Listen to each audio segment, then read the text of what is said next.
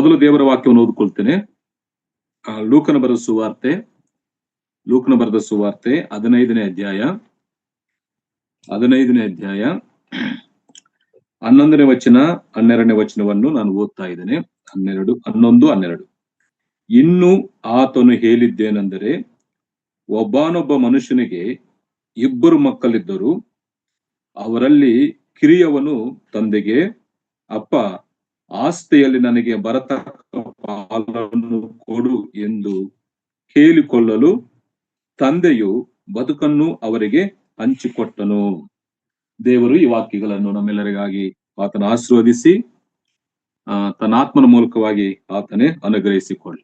ಪ್ರಿಯರೇ, ನಾವು ಅನೇಕ ದಿನಗಳಿಂದ ಅನೇಕ ಯವನಸ್ಥರನ್ನು ಆರಿಸಿಕೊಂಡು ಯವನಸ್ಥರ ಜೀವನದಲ್ಲಿ ದೇವರು ಮಾಡಿರುವಂತ ಕಾರ್ಯಗಳನ್ನು ಮತ್ತು ಯವನಸ್ಥರು ಕೂಡ ದೇವರಿಗಾಗಿ ಪ್ರತ್ಯೇಕವಾಗಿ ನಿಂತು ಶ್ರೇಷ್ಠವಾದಂತ ಕಾರ್ಯಗಳನ್ನು ನಡೆಸಿರುವಂಥದ್ದು ವಾಕ್ಯದಿಂದ ನಾವು ಗಮನಿಸುತ್ತಾ ಬಂದಿದ್ದೇವೆ. ಆದ್ರೆ ಇವತ್ತು ಕೂಡ ಅದರಲ್ಲಿ ಕೂಡ 2 ಮಕ್ಕಳಿದ್ದಾರೆ, ಒಬ್ಬ ತಂದೆ ಇದ್ದಾರೆ. ಇದೊಂದು ಕುಟುಂಬ. ಈ ಕುಟುಂಬದಲ್ಲಿದ್ದಂತ ವಿಷಯಗಳನ್ನು ಕೂಡ ನಾವು ಯೇಸು ಸ್ವಾಮಿ ಹೇಳಿರುವಂತ ಸಾಮ್ಯದಿಂದ ನಾವು ಆಲೋಚನೆ ಮಾಡ್ಲಿಕ್ಕೆ ಹೋಗ್ತೇವೆ. ಆದ್ರೆ ಪ್ರಿಯರೇ, ಯೇಸು ಕ್ರಿಸ್ತನು ಕೆಲವೊಂದು ವಿಷಯಗಳನ್ನು ಡೈರೆಕ್ಟ್ ಆಗಿ ನೇರವಾಗಿ ತಿಳಿಸುತ್ತಾನೆ. ಕೆಲವೊಂದು ಸಾರಿ ಆತನು ಸಾಮ್ಯದ ರೂಪಗಳಲ್ಲಿ ಆತನು ತಿಳಿಸಿರುವಂಥದ್ದು ವಾಕ್ಯದಲ್ಲಿ ಗಮನಿಸ್ತೇವೆ. ಮತ್ತನ ಬರೆಸುವ 13ನೇ ಅಧ್ಯಾಯದಲ್ಲಿ ಸುಮಾರು ಆ ಅಧ್ಯಾಯವಲ್ಲೂ ಕೂಡ 8 ಸಾಮ್ಯದ ರೂಪದಲ್ಲಿ ಆತನು ತಿಳಿಸಿರುವಂಥದ್ದು ವಾಕ್ಯದಲ್ಲಿ ನಾವು ಗಮನಿಸ್ತೇವೆ. ಇದು ಸಾಮ್ಯ ಅಂದ್ರೆ ಅರ್ಥ, ಇದರಲ್ಲಿ ಗ್ರೀಕ್ ಭಾಷೆನಲ್ಲಿ ಅದಕ್ಕೆ ಉಪಯೋಗಿಸಿರುವಂತ ಒಂದು ಪದ ಏನಂತಂದ್ರೆ, ಸಾಮ್ಯ ಅಂದ್ರೆ ಒಂದರೊಂದಿಗೆ ಮತ್ತೊಂದನ್ನು ಹೋಲಿಸಿ ಹೇಳುವುದು. ಒಂದು ವಿಷಯದೊಂದಿಗೆ ಮತ್ತೊಂದು ವಿಷಯವನ್ನು ಹೋಲಿಸಿ ಹೇಳುವುದನ್ನು ಸಾಮ್ಯ ಅಂತ ಹೇಳಿ ವಾಕ್ಯದ ಅರ್ಥವನ್ನು ನೋಡ್ತೇವೆ. ಇಲ್ಲಿ ಪರಲೋಕ ರಾಜ್ಯದ ಆಧ್ಯಾತ್ಮಿಕ ಸತ್ಯಗಳನ್ನು ಈ ಪ್ರಕೃತಿದಲ್ಲಿರುವಂತ ಭೌತಿಕವಾದಂತ ವಿಷಯಗಳೊಂದಿಗೆ ಹೋಲಿಸಿ ಮಾತಾಡುವುದನ್ನೇ ಸಾಮ್ಯ ಅಂತ. ಅಂದ್ರೆ ಪರಲೋಕದ ಸತ್ಯ ಇಲ್ಲ ಪರಲೋಕದ ಆಧ್ಯಾತ್ಮಿಕವಾದಂತ ಸತ್ಯಗಳನ್ನು ಜನರಿಗೆ ಸರಳವಾದಂತ ರೀತಿಯಲ್ಲಿ ಅರ್ಥವಾಗಬೇಕಂತೇಳಿ ಪ್ರಕೃತಿಯಲ್ಲಿ ನಡೀತಿರುವಂತ ಭೌತಿಕ ಸಂಬಂಧವಾದಂತ ವಿಷಯಗಳಿಗೆ ಹೋಲಿಸಿ ಆ ಪರಲೋಕದ ಸತ್ಯವನ್ನು ತಿಳಿಸುವಂತದೇ ಸಾಮ್ಯ ಅಂತೇಳಿ ನಾವು ವಾಕ್ಯದಲ್ಲಿ ಗಮನಿಸ್ತೇವೆ. ಈ ರೀತಿಯಾಗಿ ಯೇಸು ಸ್ವಾಮಿ ಅನೇಕ ಸತ್ಯಗಳನ್ನು ಆತನ ಸಾಮ್ಯ ರೂಪದಲ್ಲಿ ಜನರಿಗೆ ಇನ್ನೂ ಕ್ಲಿಯರ್ ಆಗಿ ಸ್ಪಷ್ಟವಾಗಿ ಅರ್ಥವಾಗಬೇಕಂತೇಳಿ ಅವರ ಮಧ್ಯದಲ್ಲಿ ನಡೀತಿರುವಂತ ಕೆಲವೊಂದು ಸನ್ನಿವೇಶಗಳ ಮೂಲಕ, ಕೆಲವೊಂದು ಘಟನೆಗಳ ಮೂಲಕವಾಗಿ ಆ ಪರಲೋಕದ ಸತ್ಯವನ್ನು ಆತನು ತಿಳಿಸಿರುವಂತದ್ದು ವಾಕ್ಯದಲ್ಲಿ ಗಮನಿಸ್ತೇವೆ. ಇಲ್ಲಿ ಈ ಅಧ್ಯಾಯದಲ್ಲಿ 3 ಸಾಮ್ಯಗಳ ಕುರಿತಾಗಿ ನಾವು ಓದ್ತೇವೆ. 3 ಸಾಮ್ಯಗಳಿದಾವೆ. ಆದ್ರೆ ನಾವು ಆರಿಸಿಕೊಂಡಿದ್ದು ಒಂದು ಸಾಮ್ಯ. ಯಾವುದು? 11ನೇ ವಚನದಿಂದ 22ನೇ ವಚನದವರೆಗಿರುವಂತ ಒಂದು ಸಾಮ್ಯವನ್ನು ನಾವು ಆರಿಸಿಕೊಂಡಿದ್ದೇವೆ.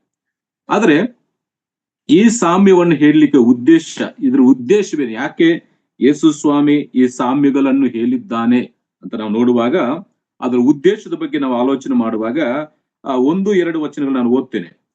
15ನೇ ಅಧ್ಯಾಯ ಲೂಕನ ಬರೆಸುವಂತೆ 1-2. ಯೇಸುವಿನ ಉಪದೇಶವನ್ನು ಕೇಳಬೇಕೆಂದು ಎಲ್ಲ ಸುಂಕದವರು ಪಾಪಿಗಳು ಆತನ ಬಳಿಗೆ ಬರುತ್ತಾ ಇರಲು ಫರಿಸಾಯರು ಶಾಸ್ತ್ರಿಗಳು ಇವನು ಪಾಪಿಗಳನ್ನು ಸೇರಿಸಿಕೊಂಡು ಅವರ ಜೊತೆಯಲ್ಲಿ ಊಟ ಮಾಡುತ್ತಾನೆ ಎಂದು ಹೇಳಿಕೊಂಡು ಗುಣಗುಟ್ಟುತ್ತಿದ್ದರು. ಪ್ರಿಯರೇ, ಇಲ್ಲಿ ನಾವು ಗಮನಿಸುವಾಗ ಈ ಸಾಮ್ಯಗಳನ್ನು ಹೇಳಲಿಕ್ಕೆ ಒಂದು ಉದ್ದೇಶವಿದೆ, ಒಂದು ಕಾರಣವಿದೆ. ಏನಂತಂದ್ರೆ, ಇಲ್ಲಿ ಆತನ ಜೊತೆಯಲ್ಲಿದ್ದಂತ ಆತನ ಉಪದೇಶವನ್ನು ಕೇಳಲಿಕ್ಕೆ ಬಂದಂತ ಸುಂಕದವರನ್ನು, ಪಾಪಿಗಳನ್ನು, ಅಲ್ಲಿದ್ದಂತ ಫರಿಸಾಯರು ಶಾಸ್ತ್ರಿಗಳನ್ನು ನೋಡಿ ಅವರು ಹೇಳುವಂತ ಮಾತೇನು? ಇವನು ಪಾಪಿಗಳನ್ನು ಸೇರಿಕೊಂಡು ಅವರ ಜೊತೆಯಲ್ಲಿ ಊಟ ಮಾಡುತ್ತಾನೆ ಎಂದು ಗುಣಗುಟ್ಟುತ್ತಾ ಇದ್ದರು. ಅವರು ಗುಣಗುಡ್ತಾ ಇದ್ದರು. ಯಾಕಂತಂದ್ರೆ ಈತನು ಪರಿಶುದ್ಧನು, ದೇವರ ಸೇವಕನು, ದೇವರ ಬೋಧಕನು. ಅಂದ್ರೆ ಈತನೇನು ಪಾಪಿಗಳನ್ನು ಸೇರಿಕೊಂಡು ಅವ್ರ ಜೊತೆ ಊಟ ಮಾಡ್ತಾ ಇದ್ದಾನೆ ಅಂತೇಳಿ ಅವರು ಗುಣಗುಟ್ಟುತ್ತಿರುವಾಗ ಅವರಿಗೆ ಅರ್ಥವಾಗಬೇಕಂತೇಳಿ ಆತನು ಪರಲೋಕದ ಸತ್ಯವನ್ನು ಈ 3 ಸಾಮ್ಯಗಳ ರೂಪದಲ್ಲಿ ಆತನು ವಿವರಿಸಿದ್ದಾನೆ.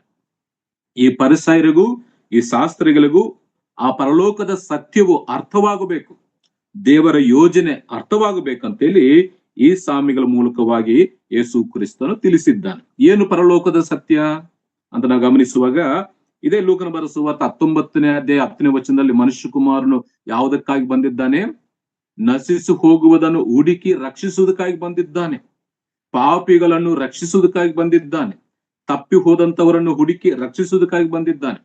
ಅಲ್ಲ, ಹಾಳಾಗಿ ಹೋಗ್ತಿರುವನ್ನು, ಕಳೆದು ಹೋದಂತವರನ್ನು ಹುಡುಕಿ ರಕ್ಷಿಸುವುದಕ್ಕಾಗಿ ಬಂದಿದ್ದಾನೆ. ಇದು ಪರಲೋಕದ ಸತ್ಯ. ಆದ್ರೆ ಈ ಸತ್ಯವನ್ನು ಕರ್ತನಾಗಿರುವಂತ ಯೇಸು ಕ್ರಿಸ್ತನ ಮಾಡ್ತಾನೆ ಕೆಲವು ಈ 3 ಸಾಮ್ಯಗಳ ರೂಪದಲ್ಲಿ ಆತನು ಹೇಳ್ತಾ ಇದ್ದಾನೆ. ನಾನು ಬಂದಂತ ಉದ್ದೇಶವಿದೆ, ನಾನು ಪಾಪಿಗಳಿಗೋಸ್ಕರ ಬಂದಿದ್ದೇನೆ, ನಾನು ನೀತಿವಂತರನ್ನು ಕರೀಲಿಕ್ಕೆ ಬಂದಿಲ್ಲ, ಪಾಪಿಗಳಿಗೋಸ್ಕರ ನಾನು ಬಂದಿದ್ದೇನೆ ಅಂತೇಳಿ. ಹಂಗಂತೇಳಿ ಇವರು ಇವ್ರು ನೀತಿವಂತರಲ್ಲ, ಪರಿಸರ ಶಾಸ್ತ್ರಗಳು ನೀತಿವಂತರಲ್ಲ, ಒಬ್ಬನು ಎಲ್ಲರೂ ಪಾಪ ಮಾಡಿದವ್ರೆ. ಯೇಸ್ವಾಮಿ ಹೇಳಿದಂತ ಉದ್ದೇಶ, ನಾನು ಪಾಪಿಗಳನ್ನು ಇಲ್ಲ ನಶಿಸಿ ಹೋಗುವುದನ್ನು ಹುಡುಕಿ ರಕ್ಷಿಸುವುದಕ್ಕಾಗಿ ಬಂದಿದ್ದೇನೆ ಅಂತೇಳಿ ಆ ಪರಲೋಕದ ಸತ್ಯವನ್ನು ಈ ಪರಿಸರಿಗೆ ಅರ್ಥವಾಗಬೇಕು, ಈ ಶಾಸ್ತ್ರಗಳಿಗೆ ಅರ್ಥವಾಗಬೇಕಂತೇಳಿ ಆತನು ಸಾಮ್ಯದ ರೂಪದಲ್ಲಿ 3 ಸಾಮ್ಯಗಳನ್ನು ತಿಳಿಸಿದ್ದಾನೆ. ಮತ್ತಿನ್ನೊಂದು, ಈ ಪರಿಸರು ಕೂಡ ಅರ್ಥವಾಗಬೇಕು. ಏನು? ನಾವು ಏನು ಕಳೆದುಕೊಂಡಿದ್ದೇವೆ, ನಾವು ದೇವರಲ್ಲಿ ಇದ್ದೇವಂತ ಎನಿಸಿಕೊಂಡು ನಾವು ಏನನ್ನು ಕಳೆದುಕೊಂಡಿದ್ದೇವೆ ಅದನ್ನು ಅವರು ಗ್ರಹಿಸಿಕೊಳ್ಳಬೇಕಂತೇಳಿ ಈ ಸಾಮ್ಯವನ್ನು ತಿಳಿಸ್ತಾನೆ. ಒಂದು ಪರಲೋಕದ ಸತ್ಯವನ್ನು ತಿಳಿಸ್ತಾನೆ ಈ ಸಾಮ್ಯದ ಮೂಲಕವಾಗಿ. 2, ಈ ಪರಿಸರು ನಾವು ನೀತಿವಂತರು, ನಾವು ಪರಿಶುದ್ಧರಂತ ಹೇಳಿಕೊಂಡು ಏನನ್ನು ಅವರು ಕಳೆದುಕೊಂಡಿದ್ದಾರೆ, ಯಾವ ವಿಷಯದಲ್ಲಿ ಅವರು ತಪ್ಪಿ ಹೋಗ್ತಾ ಇದ್ದಾರೆ ಅಂತೇಳಿ ಅದನ್ನು ಕೂಡ ಅವರು ಗ್ರಹಿಸಿಕೊಳ್ಳಬೇಕಂತೇಳಿ ಈ ಸಾಮ್ಯಗಳನ್ನು ಆತನು ತಿಳಿಸಿರುವಂತದ್ದು ವಾಕ್ಯದಲ್ಲಿ ನಾ ಗಮನಿಸ್ತೇವೆ. ನಾನು ವಿಷಯಕ್ಕೆ ಬರ್ತೇನೆ. ಸಾಮ್ಯ ಅಂದ್ರೆ ಅರ್ಥ ಆಯ್ತಲ್ಲ, ಒಂದನ್ನು ಮತ್ತೊಂದಿಗೆ ಹೋಲಿಸಿ ಮಾತಾಡುವಂಥದ್ದು. ಇಲ್ಲಿ ಯೇಸ್ವಾಮಿ ಪರಲೋಕದ ಸತ್ಯವನ್ನು ಈ ಭೂಲೋಕದಲ್ಲಿ ನಡೀತಿರುವಂತ ಕೆಲವೊಂದು ಘಟನೆಗಳ ಮೂಲಕವಾಗಿ, ಒಂದು ತಪ್ಪಿ ಹೋದಂತ ಕಳೆದು ಹೋದಂತ ಕುರಿ, ಕಳೆದು ಹೋದಂತ ಪಾವಲಿ, ಇದು ಅದರ ಪಾವಲಿ ಬಗ್ಗೆ ಮತ್ತು ತಪ್ಪಿ ಹೋದಂತ ಮಗನ ಬಗ್ಗೆ, ಅಂದ್ರೆ ಈ ಘಟನೆಗಳನ್ನ ಆಧಾರ ಮಾಡಿಕೊಂಡು ಆದ್ರೆ ಏನ್ ತಿಳಿಸ್ತಾ ಇದ್ದಾನೆ? ಪರಲೋಕದ ಸತ್ಯ, ಪರಲೋಕ ರಾಜ್ಯಕ್ಕೆ ಸೇರಲಿಕ್ಕೆ ಬೇಕಾಗಿರುವಂತ ಆತ್ಮಿಕವಾದಂತ ಸತ್ಯಗಳನ್ನು ಈ ಸಾಮ್ಯದ ಮೂಲಕವಾಗಿ ಆತ ತಿಳಿಸಿದ್ದಾನೆ. ನಾನು ವಿಷಯಕ್ಕೆ ಬರ್ತೇನೆ. ನಾವು ಯಾವುದೇ ಒಂದು ಸಾಮ್ಯವನ್ನು ನಾವು ಓದುವಾಗ ಅದರಲ್ಲಿ ಪ್ರಾಮುಖ್ಯವಾಗಿ ನಾವು ಗ್ರಹಿಸಿಕೊಳ್ಳಬೇಕಾದಂಥದ್ದು 2 ಅಥವಾ 3 ಸತ್ಯಗಳು ಇದ್ದೇ ಇರ್ತವೆ. ನಾವು ಅದನ್ನು ಗ್ರಹಿಸಿಕೊಳ್ಳಬೇಕು. ನಾವು ಯಾವುದೇ ಒಂದು ಸಾಮ್ಯವನ್ನು ಓದಲಿ ಗ್ರಹಿಸಿಕೊಳ್ಳುವಂಥದ್ದು 2 ಅಥವಾ 3 ಸತ್ಯಗಳನ್ನು ಆ ಸಾಮ್ಯದಲ್ಲಿ ನಾವು ಗ್ರಹಿಸಿಕೊಳ್ಳಬೇಕು. ಆದ್ರೆ ನಾವು ಓದಿರುವಂತ ಈ ಸಾಮ್ಯದಲ್ಲಿ ಪ್ರಾಮುಖ್ಯವಾದಂತ 3 ಸಂಗತಿಗಳನ್ನು ಇಲ್ಲ 3 ಆತ್ಮಿಕವಾದಂತ ಸತ್ಯಗಳನ್ನು ನಾವು ಗ್ರಹಿಸಿಕೊಳ್ಳುತ್ತೇವೆ. ಅಲ್ಲಿ ಈ ಸಾಮ್ಯದಲ್ಲಿ ಪ್ರಾಮುಖ್ಯವಾಗಿ ನಾವು ಗಮನಿಸುವಾಗ 3 ವ್ಯಕ್ತಿಗಳನ್ನು ನಾವು ನೋಡ್ತೇವೆ. ಈ 3 ವ್ಯಕ್ತಿಗಳಿಂದಲೇ ಈ ಸಾಮ್ಯವೆಲ್ಲವೂ ಕೂಡ ಅಡಕವಾಗಿರ್ತದೆ. ಅದಕ್ಕಾಗಿ ಈ 3 ವ್ಯಕ್ತಿಗಳೇ ಅತಿ ಪ್ರಾಮುಖ್ಯವಾದಂತ ಸತ್ಯಗಳಾಗಿದ್ದಾರೆ. ಈ 3 ಜನ ವ್ಯಕ್ತಿಗಳೇ ನಮ್ಮ ಆಧ್ಯಾತ್ಮಿಕ ಜೀವನದಲ್ಲಿ ಅತಿ ಪ್ರಾಮುಖ್ಯವಾದಂತ ಸತ್ಯಗಳಾಗಿದ್ದಾರೆ. ಆ ಸತ್ಯಗಳನ್ನು ನಾವು ಸ್ವಲ್ಪವಾಗಿ ಆಲೋಚನೆ ಮಾಡ್ತೇವೆ. ಮೊದಲನೇ ವ್ಯಕ್ತಿ ಯಾರು? ತಂದೆ. ಕುಟುಂಬದಲ್ಲಿ ಇರುವಂತ ತಂದೆ, ಈತನು ಕನಿಕರವುಳ್ಳಂತ ಪರಲೋಕದಲ್ಲಿರುವಂತ ನಮ್ಮ ತಂದೆಗೆ ಆತನು ಹೋಲಿಕೆಯಾಗಿದ್ದಾನೆ. ಇಲ್ಲಾಂದ್ರೆ ಶಾರೀರಿಕವಾಗಿ ನಮ್ಮ ಕುಟುಂಬಗಳಲ್ಲಿರುವಂತ ತಂದೆಗೆ ಕೂಡ ಹೋಲಿಕೆಯಾಗಿದ್ದಾರೆ. ಇಲ್ಲ ಇನ್ನೂ ಹೇಳಬೇಕಾದರೆ ನಮ್ಮ ಸಭೆಗಳಲ್ಲಿದ್ದಂತ ನಮ್ಮ ಸಭಾ ಹಿರಿಯರಿಗೆ ಕೂಡ ಈತನು ಹೋಲಿಕೆ ಆಗಿರ್ತಾನೆ. 3 ವಿಷಯ ತಂದೆ ಅನ್ನುವಾಗ ನಮ್ಮ ಮನಸ್ಸಿಗೆ ಬರಬೇಕಾಗಿರುವಂತ ಆಲೋಚನೆಯನ್ನು, ಒಂದು ಪರಲೋಕದ ತಂದೆ, ಆತನ ಕನಿಕರವುಳ್ಳಂತ ತಂದೆ. 2 ಭೌತಿಕವಾಗಿ ನಮ್ಮ ಕುಟುಂಬಗಳಲ್ಲಿ ನಮಗಿರುವಂತ ತಂದೆ. 3 ಆಧ್ಯಾತ್ಮಿಕವಾಗಿ ನಮ್ಮ ಸಭೆಗಳಲ್ಲಿ ತಂದೆ ಸ್ಥಾನದಲ್ಲಿರುವಂತ ಹಿರಿಯರು ಕೂಡ ಇದಕ್ಕೆ ಹೋಲಿಕೆ ಆಗ್ತಾರೆ. ಇದು ಮೊದಲನೇ ವಿಷಯ, ತಂದೆ ಬಗ್ಗೆ ನಾವು ಆಲೋಚನೆ ಮಾಡ್ತೇವೆ. ಇವತ್ತು ಕರ್ತನ ಚಿತ್ತದ ಮುಂದೆ ಅದನ್ನ ಆಲೋಚನೆ ಮಾಡ್ತೇವೆ. ಆಮೇಲೆ 2ನೇ ವಿಷಯ, ತಪ್ಪಿ ಹೋಗಿ ಚಿಕ್ಕ ಮಗನಿದ್ದಾನಲ್ಲ, ಕಿರಿಯವನು ಇವನು ಯಾರಂತಂದ್ರೆ ತಪ್ಪಿ ಹೋಗಿ ತಿರುಗಿ ಬಂದಂತ ಮಗನು. ತಪ್ಪಿ ಹೋಗಿ ಕಳೆದು ಹೋಗಿ ತಿರುಗಿ ಬಂದಂತ ಮಗನನ್ನು ನಾವು ಈ ವಾಕ್ಯ ಭಾಗದಲ್ಲಿ ಗಮನಿಸ್ತೇವೆ. ಇದು 2ನೇ ವಿಷಯ. ಅದರಲ್ಲಿ ಅವನಲ್ಲಿದ್ದಂತ ಆತ್ಮಿಕವಂತ ಸತ್ಯಗಳನ್ನು ಕೂಡ ಆಲೋಚನೆ ಮಾಡ್ತೇವೆ. 3ನೇ ವಿಷಯ, ಹಿರಿಮಗನಿದ್ದಾನೆ. ಇವನು ಯಾರಂದ್ರೆ ತಂದೆಯ ಜೊತೆಯಲ್ಲಿದ್ದುಕೊಂಡು ತಂದೆಯಿಂದ ತಪ್ಪಿ ಹೋದಂತ ಮಗನು. ತಂದೆಯ ಜೊತೆಯಲ್ಲಿದ್ದುಕೊಂಡು ತಂದೆಯಿಂದ ತಪ್ಪಿ ಹೋದಂತ ಮಗನಂತೇಳಿ ಈ 3 ವ್ಯಕ್ತಿಗಳಿಂದ, ಒಂದು ತಂದೆ, ಚಿಕ್ಕ ಮಗನು ಮತ್ತು ದೊಡ್ಡ ಮಗನು. ಈ ಮೂರು ವ್ಯಕ್ತಿಗಳಿಂದ ಮೂರು ಆಧ್ಯಾತ್ಮಿಕವಾದಂತ ಸತ್ಯಗಳನ್ನು ಈ ಸಾಮ್ಯದಲ್ಲಿ ಕರ್ತನಾಗಿರುವಂತ ಯೇಸು ಕ್ರಿಸ್ತನು ನಮಗೆ ತಿಳಿಸಿದ್ದಾನೆ. ಈ ವಿಷಯಗಳನ್ನು ನಾವು ಸ್ವಲ್ಪವಾಗಿ ನಾವು ಮುಂದೆ ಆಲೋಚನೆ ಮಾಡ್ತೇವೆ. ಇವತ್ತು ತಂದೆ ಬಗ್ಗೆ ಮಾತ್ರ ಆಲೋಚನೆ ಮಾಡೋಣ. ಕರ್ತನ ಚಿತ್ತವಾದ್ರೆ ಮುಂದಿನ ದಿನಗಳಲ್ಲಿ ಚಿಕ್ಕ ಮಗನ ಬಗ್ಗೆ ಮತ್ತು ತಂದೆಯ ಜೊತೆಯಲ್ಲಿದ್ದು ತಪ್ಪಿ ಹೋದಂತ ಮಗನ ಬಗ್ಗೆ ನಾವು ಆಲೋಚನೆ ಮಾಡ್ತೇವೆ. ಇನ್ನೊಂದು ವಿಷಯ ನಾನು ತಿಳಿಸ್ತೇನೆ. ಇಲ್ಲಿ ಪ್ರಾಮುಖ್ಯವಾಗಿ ಕರ್ತನಾಗಿರುವಂತ ಯೇಸು ಕ್ರಿಸ್ತನು ಈ ವಿಷಯಗಳನ್ನು ತಿಳಿಸ್ಲಿಕ್ಕೆ ಮೇನ್ ಉದ್ದೇಶ ಏನಂತಂದ್ರೆ, ಈ ತಂದೆಯ ಜೊತೆಯಲ್ಲಿದ್ದುಕೊಂಡು ತಪ್ಪಿ ಹೋದನಲ್ಲ ಆ ಮಗನ ಬಗ್ಗೆ ಹೆಚ್ಚಾಗಿ ಹುಟ್ಟು ಕೊಟ್ಟು ಹೇಳ್ತಾ ಇದ್ದಾನೆ. ಅರ್ಥ ಮಾಡ್ಕೊಳ್ರಿ, ಯೇಸು ಸ್ವಾಮಿ ಹೇಳಲಿಕ್ಕೆ ಮೇನ್ ಉದ್ದೇಶ, ಈ ಪರಿಸಯರು ಗುಣಗುಡ್ತಾ ಇದ್ದರು, ನಾವು ದೇವರ ಮಕ್ಕಳು, ನಾವು ದೇವರೊಂದಿಗಿದ್ದೇವೆ, ನಮಗೆ ಆರಾಧನೆ ಇದೆ, ನಮಗೆ ಪ್ರಾರ್ಥನೆ ಇದೆ, ನಮಗೆ ದೇವಸ್ಥಾನ ಇದೆ ಅಂತೇಳಿ ಹೇಳಿಕೊಂಡು ಯಾವ ರೀತಿಯಾಗಿ ತಂದೆಗೆ ದೂರಸ್ಥರಾಗಿದ್ದಾರೋ, ಯಾವ ರೀತಿಯಾಗಿ ತಂದೆಯಿಂದ ಸಂಬಂಧವನ್ನು ಕಳೆದುಕೊಂಡು ತಪ್ಪಿ ಹೋಗಿದ್ದಾರೋ ಅವರ ಬಗ್ಗೆ ಹೆಚ್ಚಾಗಿ ಈ ವಾಕ್ಯ ಭಾಗದಲ್ಲಿ ಯೇಸು ಸ್ವಾಮಿ ಸತ್ಯವನ್ನು ತಿಳಿಸ್ತಾ ಇದ್ದಾರೆ. ಇವತ್ತು ನಮಗೆ ಕೂಡ ಅಷ್ಟೇ ಪ್ರೇರಣೆ. ನಾವು ಕೂಡ ಸಭೆಗಳಲ್ಲಿ ಇರ್ತೇವೆ, ಹಾಡುಗಳನ್ನು ಹಾಡ್ತೇವೆ, ವಾಕ್ಯದಲ್ಲಿ ಇರ್ತೇವೆ, ಅನ್ಯೋನ್ಯತೆಗಳಲ್ಲಿ ಇರ್ತೇವೆ. ಆದ್ರೆ ತಂದೆಗೂ ಸಭೆಗೂ ಮನೆಗೂ ನಮಗೆ ಕೂಡ ಸರಿಯಾದಂತ ಸಂಬಂಧವಿಲ್ಲದೆ ಅನೇಕ ವಿಷಯಗಳಲ್ಲಿ ತಪ್ಪಿ ಹೋಗುವಂತವರು ಆಗಿರ್ತೇವೆ. ಅದಕ್ಕಾಗಿ ಕರ್ತನಾಗಿರುವಂತ ಯೇಸು ಕ್ರಿಸ್ತನು ಆ ಪರಿಸಾಯರನ್ನು ಶಾಸ್ತ್ರಿಗಳನ್ನು ಉದ್ದೇಶಿಸಿ ಆತನ ಈ ಸಾಮ್ಯವನ್ನು ಹೇಳ್ತಾನೆ. ಮತ್ತು ಅದರಲ್ಲಿ ಕೂಡ ಆ ರಕ್ಷಣೆ ಹೊಂದುವಂತ ಪಾಪಿಯ ಬಗ್ಗೆ ಮಾತಾಡ್ತಾನೆ ಮತ್ತು ತಂದೆಯಾಗಿರುವಂತ ದೇವರ ಬಗ್ಗೆ ಕೂಡ ಆತನು ಸತ್ಯವನ್ನು ತಿಳಿಸ್ತಾನೆ. ನಾವು ಒಂದೊಂದಾಗಿ ಆಲೋಚನೆ ಮಾಡೋಣ. ಮೊದಲನೇ ವಿಷಯ, ನಾವು ಆ ತಂದೆ, ಈ ತಂದೆ ಯಾರಂತಂದ್ರೆ ಕನಿಕರ ಉಳ್ಳಂತ ತಂದೆ. ಒಂದು ಮಾತು ಓದೋಣ ನೋಡಿ. ಧರ್ಮೋಪದೇಶ ಕಾಂಡ ಒಂದು ಮಾತು ಓದಿಕೊಂಡು ನಾನು ಇಲ್ಲಿ ಬರ್ತೇನೆ. 4ನೇ ಅಧ್ಯಾಯ, ಧರ್ಮೋಪದೇಶ ಕಾಂಡ 4ನೇ ಅಧ್ಯಾಯ 31ನೇ ವಚನದಲ್ಲಿ ಒಂದು ಮಾತು ನಾವು ಓದ್ತೇನೆ. ನಿಮ್ಮ ದೇವರಾದ ಯೆಹೋವನು ಕನಿಕರವುಳ್ಳ ದೇವರಾದದರಿಂದ ಆತನು ನಿಮ್ಮನ್ನು ಅಲಕ್ಷ್ಯ ಮಾಡುವುದಿಲ್ಲ, ನಾಶನಕ್ಕೆ ಬಿಡುವುದಿಲ್ಲ.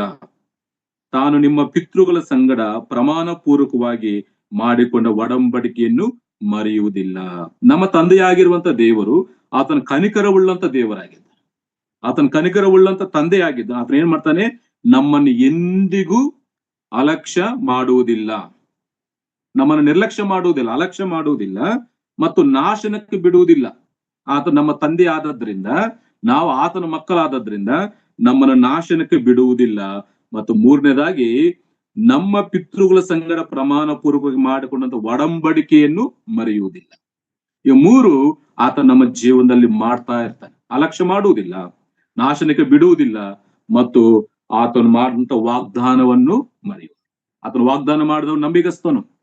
ಆತನ ವಾಗ್ದಾನಗಳನ್ನು ಎಂದಿಗೂ ಮರೆಯುವಂತ ದೇವರಲ್ಲ. ಅಂತ ತಂದೆ ನಮಗಿರುವಾಗ ನಾವೆಷ್ಟೋ ಧನ್ಯರಾಗಿದೆ. ಆದ್ರೆ ಪ್ರಿಯ, ಈಗ ನಾನು ಈ ವಿಷಯಕ್ಕೆ ಬರ್ತೇನೆ. ಇಲ್ಲಿ ತಂದೆಯ ಬಗ್ಗೆ ನಾವು ಓದಬೇಕಾದ್ರೆ 11ನೇ ವಚನದಿಂದ 32ನೇ ವಚನವರೆಗೂ ನಾವು ಓದುವಾಗ, ಗಮನಿಸುವಾಗ 3 ಪ್ರಾಮುಖ್ಯವಾದ ಸಂಗತಿಗಳನ್ನು ತಂದೆ ಬಗ್ಗೆ ನಾವು ಕೇಳಿಸಿಕೊಳ್ಳುತ್ತೇವೆ. ಮೊದಲನೇ ವಿಷಯದಲ್ಲಿ, ತಂದೆಯ ವಿಷಯದಲ್ಲಿ 3 ಪ್ರಾಮುಖ್ಯವಾದಂತ ಸತ್ಯಗಳನ್ನು. ಮೊದಲನೇ ಸತ್ಯ ಏನಂತಂದ್ರೆ, ನೀವು ಯಾರಾದ್ರೂ ಬರ್ಕೊಂಡು ಮತ್ತೆ ಅವನು ನೀವು ಅದನ್ನು ಧ್ಯಾನ ಮಾಡಬಹುದು. 11ನೇ ವಚನದಿಂದ 21ನೇ ವಚನದವರೆಗೂ ನಾವು ಓದುವಾಗ ನಮಗೆ ಅರ್ಥವಾಗ್ತದೆ ಅಂತಂದ್ರೆ, ಈ ವಚನ ಭಾಗದಲ್ಲಿ, ಇಷ್ಟು ದೊಡ್ಡದಾದಂತ ಈ ವಚನ ಭಾಗದಲ್ಲಿ ತಂದೆ ಎಲ್ಲಿ ಕೂಡ ಮಾತಾಡಿದ ಹಾಗೆ ಕಾಣಿಸಲಿಲ್ಲ. 11ನೇ ವಚನದಿಂದ 21ನೇ ವಚನದವರೆಗೂ ನಡೆದಂತ ಈ ಘಟನೆಯಲ್ಲಿ, ಈ ಸಂದರ್ಭದಲ್ಲಿ ಆತನು ಎಲ್ಲಿ ಕೂಡ ಮಾತಾಡಿದ ಹಾಗೆ ಇರಲಿಲ್ಲ. ಅದಕ್ಕಾಗಿ ನಾನೀಗ ಬರ್ಕೊಂಡಿದ್ದೇನೆ 11ರಿಂದ 21 ವಚನವರೆಗೂ ತಂದೆಯ ಒಂದು ಮೌನ. ತಂದೆ ಯಾಕೆ ಮೌನವಾಗಿದ್ದಾನೆ, ಆ ಕಾರಣ ನಾವು ಹುಡುಕ್ತಿವೆ. ಮೊದಲ ವಿಷಯ, ತಂದೆಯಲ್ಲಿ ತಂದೆ ಮೌನವಾಗಿರುವಂತದನ್ನು ನಾವು ಆಲೋಚನೆ ಮಾಡ್ತೀವಿ. ತಂದೆಯ ಮೌನ ಇಲ್ಲ ತಂದೆಯ ಸಂತಾಪ ಇಲ್ಲ ತಂದೆ ಮೌನವಾಗಿರಲಿಕ್ಕೆ ಕಾರಣಗಳನ್ನು ನಾವು ನೋಡ್ತೀವಿ. ಎರಡನೇ ವಿಷಯ, ಅದೇ 22ನೇ ವಚನದಿಂದ 24ನೇ ವಚನದವರೆಗೂ ನಾವು ಓದುವಾಗ, 22ನೇ ವಚನದಿಂದ 24ನೇ ವಚನದವರೆಗೂ ನಾವು ಓದುವಾಗ ನಮ್ಗೆ ಅರ್ಥವಾಗ್ತದೆ ತಂದೆ ವಿಷಯದಲ್ಲಿ ತಂದೆಗೆ ಉಂಟಾಗಿರುವಂತ ಸಂತೋಷ, ತಂದೆಗೆ ಉಂಟಾಗಿರುವಂತ ಸಂತೋಷದ ಬಗ್ಗೆ ನಾವು ಆಲೋಚನೆ ಮಾಡ್ತೇವೆ. ಆಮೇಲೆ ಮೂರನೇ ವಿಷಯ, ತಂದೆಯಲ್ಲಿ 25ರಿಂದ 32 ವಚನಗಳನ್ನ ಓದುವಾಗ ತಂದೆಗೆ ಆಗಿರುವಂತ ದುಃಖ. ಈ ಮೂರು ವಿಷಯಗಳನ್ನು ದೇವರಾತ್ಮನು ಈ ಅಧ್ಯಾಯದಲ್ಲಿ, ಈ ಸಾಮ್ಯದಲ್ಲಿ ನಮಗೆ ತಿಳಿಯಪಡಿಸ್ತಾರೆ. ಮೊದಲನೇ ವಿಷಯ ಯಾವುದು? 11ರಿಂದ 21 ವಚನಗಳಲ್ಲಿ ತಂದೆಯ ಒಂದು ಮೌನವಾಗಿರ್ತಾನೆ. ಯಾಕಂತ ಆಲೋಚನೆ ಮಾಡೋಣ. ತಂದೆಯ ಮೌನ. ಎರಡನೇ ವಿಷಯ 22ರಿಂದ 24ರವರೆಗೂ ತಂದೆಗೆ ಉಂಟಾಗಿರುವಂತ ಸಂತೋಷ, ಯಾಕೆ ಆ ಸಂತೋಷ ಉಂಟಾಗಿದೆ ಅದರ ಬಗ್ಗೆ ಆಲೋಚನೆ ಮಾಡ್ತೀವಿ. ಮೂರನೇದಾಗಿ 25ರಿಂದ 32 ವಚನಗಳಲ್ಲಿ ತಂದೆಗೆ ಉಂಟಾಗಿರುವಂತ ದುಃಖ, ತಂದೆಗೆ ಯಾಕೆ ದುಃಖ ಉಂಟಾಗಿದೆ ಅಂತೇಳಿ ಈ ಮೂರು ಸಂಗತಿಗಳನ್ನು ನಾವು ಇವತ್ತು ಸ್ವಲ್ಪವಾಗಿ ನಾವು ಆಲೋಚನೆ ಮಾಡೋಣ. ಆದ್ರೆ ತಂದೆ ಅಂತ ನಾವು ಹೇಳುವಾಗ, ನಮ್ಮ ಮನಸ್ಸಿಗೆ ಬರುವಾಗ ಮೂರು ಸನ್ನಿವೇಶಗಳು ನಮಗೆ ಬರ್ಬೇಕು. ಒಂದು, ಪರಲೋಕದಲ್ಲಿರುವಂತ ಕನಿಕರವುಳ್ಳಂತ ತಂದೆ ಯಾಕೆ ಮೌನವಾಗಿರ್ತಾನೆ? ಇಲ್ಲಾಂದ್ರೆ ನಮ್ಮ ಕುಟುಂಬಗಳಲ್ಲಿ ಭೌತಿಕವಾಗಿ ನಮಗಿರುವಂತ ತಂದೆ ಆತನ ಯಾಕೆ ಮೌನವಾಗಿರ್ತಾನೆ? ಇಲ್ಲಾಂದ್ರೆ ನಮ್ಮ ಸಭೆಗಳಲ್ಲಿ ಆತ್ಮಿಕವಾದ ನಮ್ಮ ತಂದೆ ಇಲ್ಲ ತಂದೆಗಳು, ಸಭಾ ಹಿರಿಯರು, ಅವ್ರು ಯಾಕೆ ಮೌನವಾಗಿರ್ತಾರೆ ಅಂತೇಳಿ ಈ ವಚನ ಭಾಗದಿಂದ ನಾವು ಗಮನಿಸ್ತೇವೆ. ಹಾಗಾಗಿ ಮೊದಲನೇ ವಿಷಯ, ತಂದೆಯ ಮೌನಕ್ಕೆ ಕಾರಣಗಳನ್ನು ನಾವು ನೋಡ್ತೇವೆ. ತಂದೆ ಮೌನವಾಗಿರ್ಲಿಕ್ಕೆ ಕಾರಣವೇನು? ಅದಕ್ಕಿಂತ ಮುಂಚಿತವಾಗಿ ಇನ್ನೊಂದು ವಿಷಯ ಹೇಳ್ತೇನೆ. ಈಗ ಪ್ರಪಂಚದಲ್ಲಿ ಪ್ರಸ್ತುತ ನಡೀತಿರುವಂತ ಈ ಘಟನೆಗಳನ್ನು ನೋಡುವಾಗ, ಪ್ರಪಂಚದಲ್ಲಿ ಇವತ್ತು ಪಾಪವು ಪ್ರಬಲವಾಗಿ, ಅಧಿಕವಾಗಿ, ಹೆಚ್ಚಾಗಿ ಹೋಗ್ತಾ ಇದೆ. ಎಲ್ಲಿ ನೋಡಿದ್ರು ಅಕ್ರಮ, ಎಲ್ಲಿ ನೋಡಿದ್ರು ಅನ್ಯಾಯ, ಎಲ್ಲಿ ನೋಡಿದ್ರು ಕೊಲೆ, ಎಲ್ಲಿ ನೋಡಿದ್ರು ವ್ಯಭಿಚಾರ, ಎಲ್ಲಿ ನೋಡಿದ್ರು ಕೂಡ ಆ ಪಾಪದ ಕಾರ್ಯಗಳು ತುಂಬಾ ಹೆಚ್ಚಾಗಿ ಬೆಳೀತಿದ್ದಾವೆ. ಆದ್ರೆ ಎಲ್ಲಿ ನೋಡಿದ್ರು ಒಂದು ಅನ್ಯಾಯವಾದಂತ ಪರಿಸ್ಥಿತಿ, ಅಕ್ರಮವಾದಂತ ಪರಿಸ್ಥಿತಿ.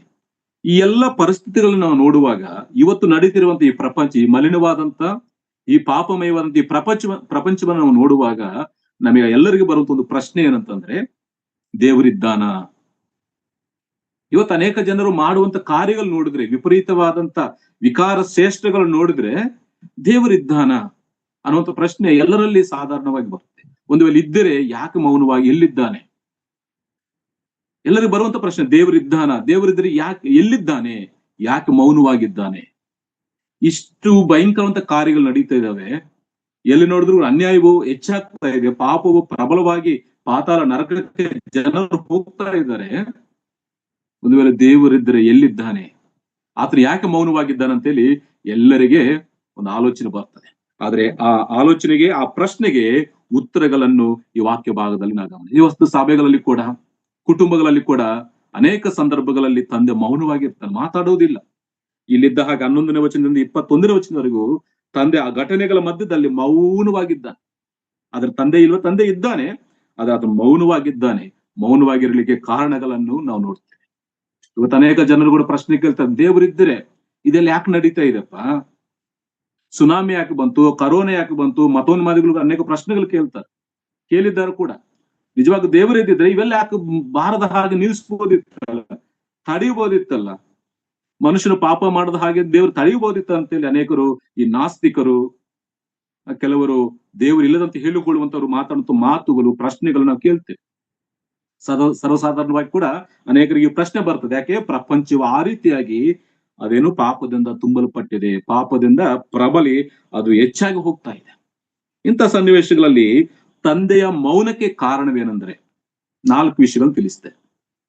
ಈ ವಾಕ್ಯವನ್ನು ಆಧಾರ ಮಾಡಿಕೊಂಡು ದೇವರು ಯಾಕೆ ಮೌನವಾಗಿದ್ದನು, ಇಲ್ಲ ಕುಟುಂಬದಲ್ಲಿ ತಂದೆ ಯಾಕೆ ಮೌನವಾಗಿರ್ತಾನೆ, ಇಲ್ಲ ಸಭೆಯಲ್ಲಿ ಹಿರಿಯರು ಯಾಕೆ ಮೌನವಾಗಿರ್ತಾರೆ ಅನ್ನಲಿಕ್ಕೆ ಒಂದು 4 ಕಾರಣಗಳನ್ನು ನಾವು ಆಲೋಚನೆ ಮಾಡ್ತೇವೆ. ಮೊದಲನೇದು, ದೇವರು ಇಲ್ಲ ತಂದೆಯಾಗಿರುವಂತ ದೇವರು ಮೌನವಾಗಿರ್ಲಿಕ್ಕೆ ಕಾರಣವೇನಂತಂದ್ರೆ, ಮೊದಲನೇ ಕಾರಣ,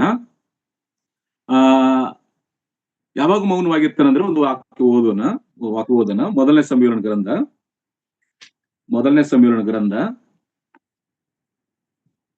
3ನೇ ಅಧ್ಯಾಯ ಅಲ್ಲೊಂದು ಮಾತಿದೆಯಲ್ಲ, ಮೊದಲನೇ ಸಂಯೋಜನ ಗ್ರಂಥ 3ನೇ ಅಧ್ಯಾಯ 1ನೇ ವಚನ ಮಧ್ಯಭಾಗದಲ್ಲಿ ಓದ್ತೇನೆ. ಆ ಕಾಲದಲ್ಲಿ ದೇವೋಕ್ತಿಗಳು ವಿರಳವಾಗಿದ್ದವು, ದೇವದರ್ಶನಗಳು ಅಪರೂಪವಾಗಿದ್ದವು. ಆ ಕಾಲದಲ್ಲಿ ಅಂದ್ರೆ ಏಲಿ ಮಹಾಯಾಜಕನಾಗಿ ಓಪ್ನೆ ಪಿನಹಾಸರು ದೇವಾಲಯದಲ್ಲಿ ಸೇವೆ ಮಾಡ್ತಿರುವಂತ ಈ ನ್ಯಾಯಸ್ಥಾಪಕರ ಕಾಲದಲ್ಲಿ ಏನಾಗ್ತದೆ, ದೈವೋಕ್ತಿಗಳು ವಿರಳವಾಗಿದ್ದವು, ರೇರ್ ಆಗಿತ್ತು, ದೇವದರ್ಶನಗಳು ಅಪರೂಪವಾಗಿದ್ದವು. ಅಂದ್ರೆ ಯಾಕೆ ದೇವರು ಮೌನವಾಗಿರ್ತಾನೆ ಅಂತ ಗಮನಿಸುವಾಗ ಆ ಕಾಲದಲ್ಲಿ ದೇವರ ಮಾತನ್ನು ಕೇಳುವಂತವರು ಇಲ್ಲ.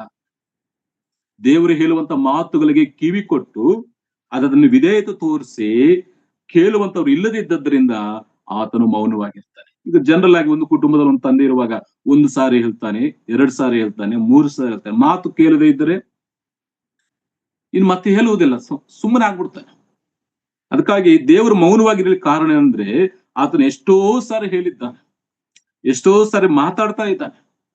ಆದ್ರೆ ಜನರು ಕಿವಿಗೊಡದೆ, ಜನರ ಮಾತುಗಳಿಗೆ ಕಿವಿಗೊಡದೆ ಅವ್ರ ಇಷ್ಟಾನುಸಾರವಾಗಿ ಪ್ರವರ್ತಿಸ್ತಾ ಇದ್ದದ್ರಿಂದ, ಎಷ್ಟು ಸಾರಿ ಹೇಳಿದ್ರು ಕೂಡ ಮಾತು ಕೇಳದೆ ಹೋದದ್ರಿಂದ ತಂದೆ ಏನಾಗ್ತಾನೆ, ಮೌನವಾಗಿರ್ತಾನೆ.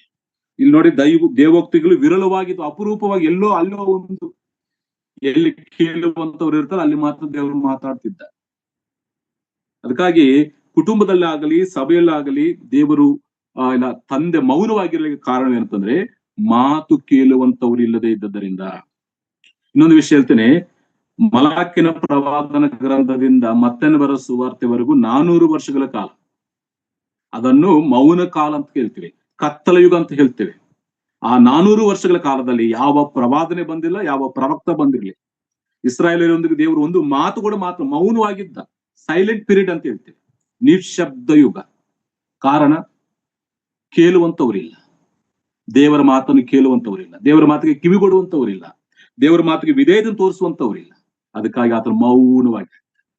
ಅದಕ್ಕಾಗಿ ಪ್ರಿಯರೇ, ಇಲ್ಲಿ ತಂದೆ ಮೌನವಾಗಿರಲಿಕ್ಕೆ ಕಾರಣವೇನಂತಂದ್ರೆ ಎಷ್ಟು ಸಾರಿ ಹೇಳಿದ್ರು ಕೂಡ ಮಾತು ಕೇಳದೆ ಇದ್ದದ್ದರಿಂದ ಆ ತಂದೆ ಮೌನವಾಗಿರ್ತಾನೆ.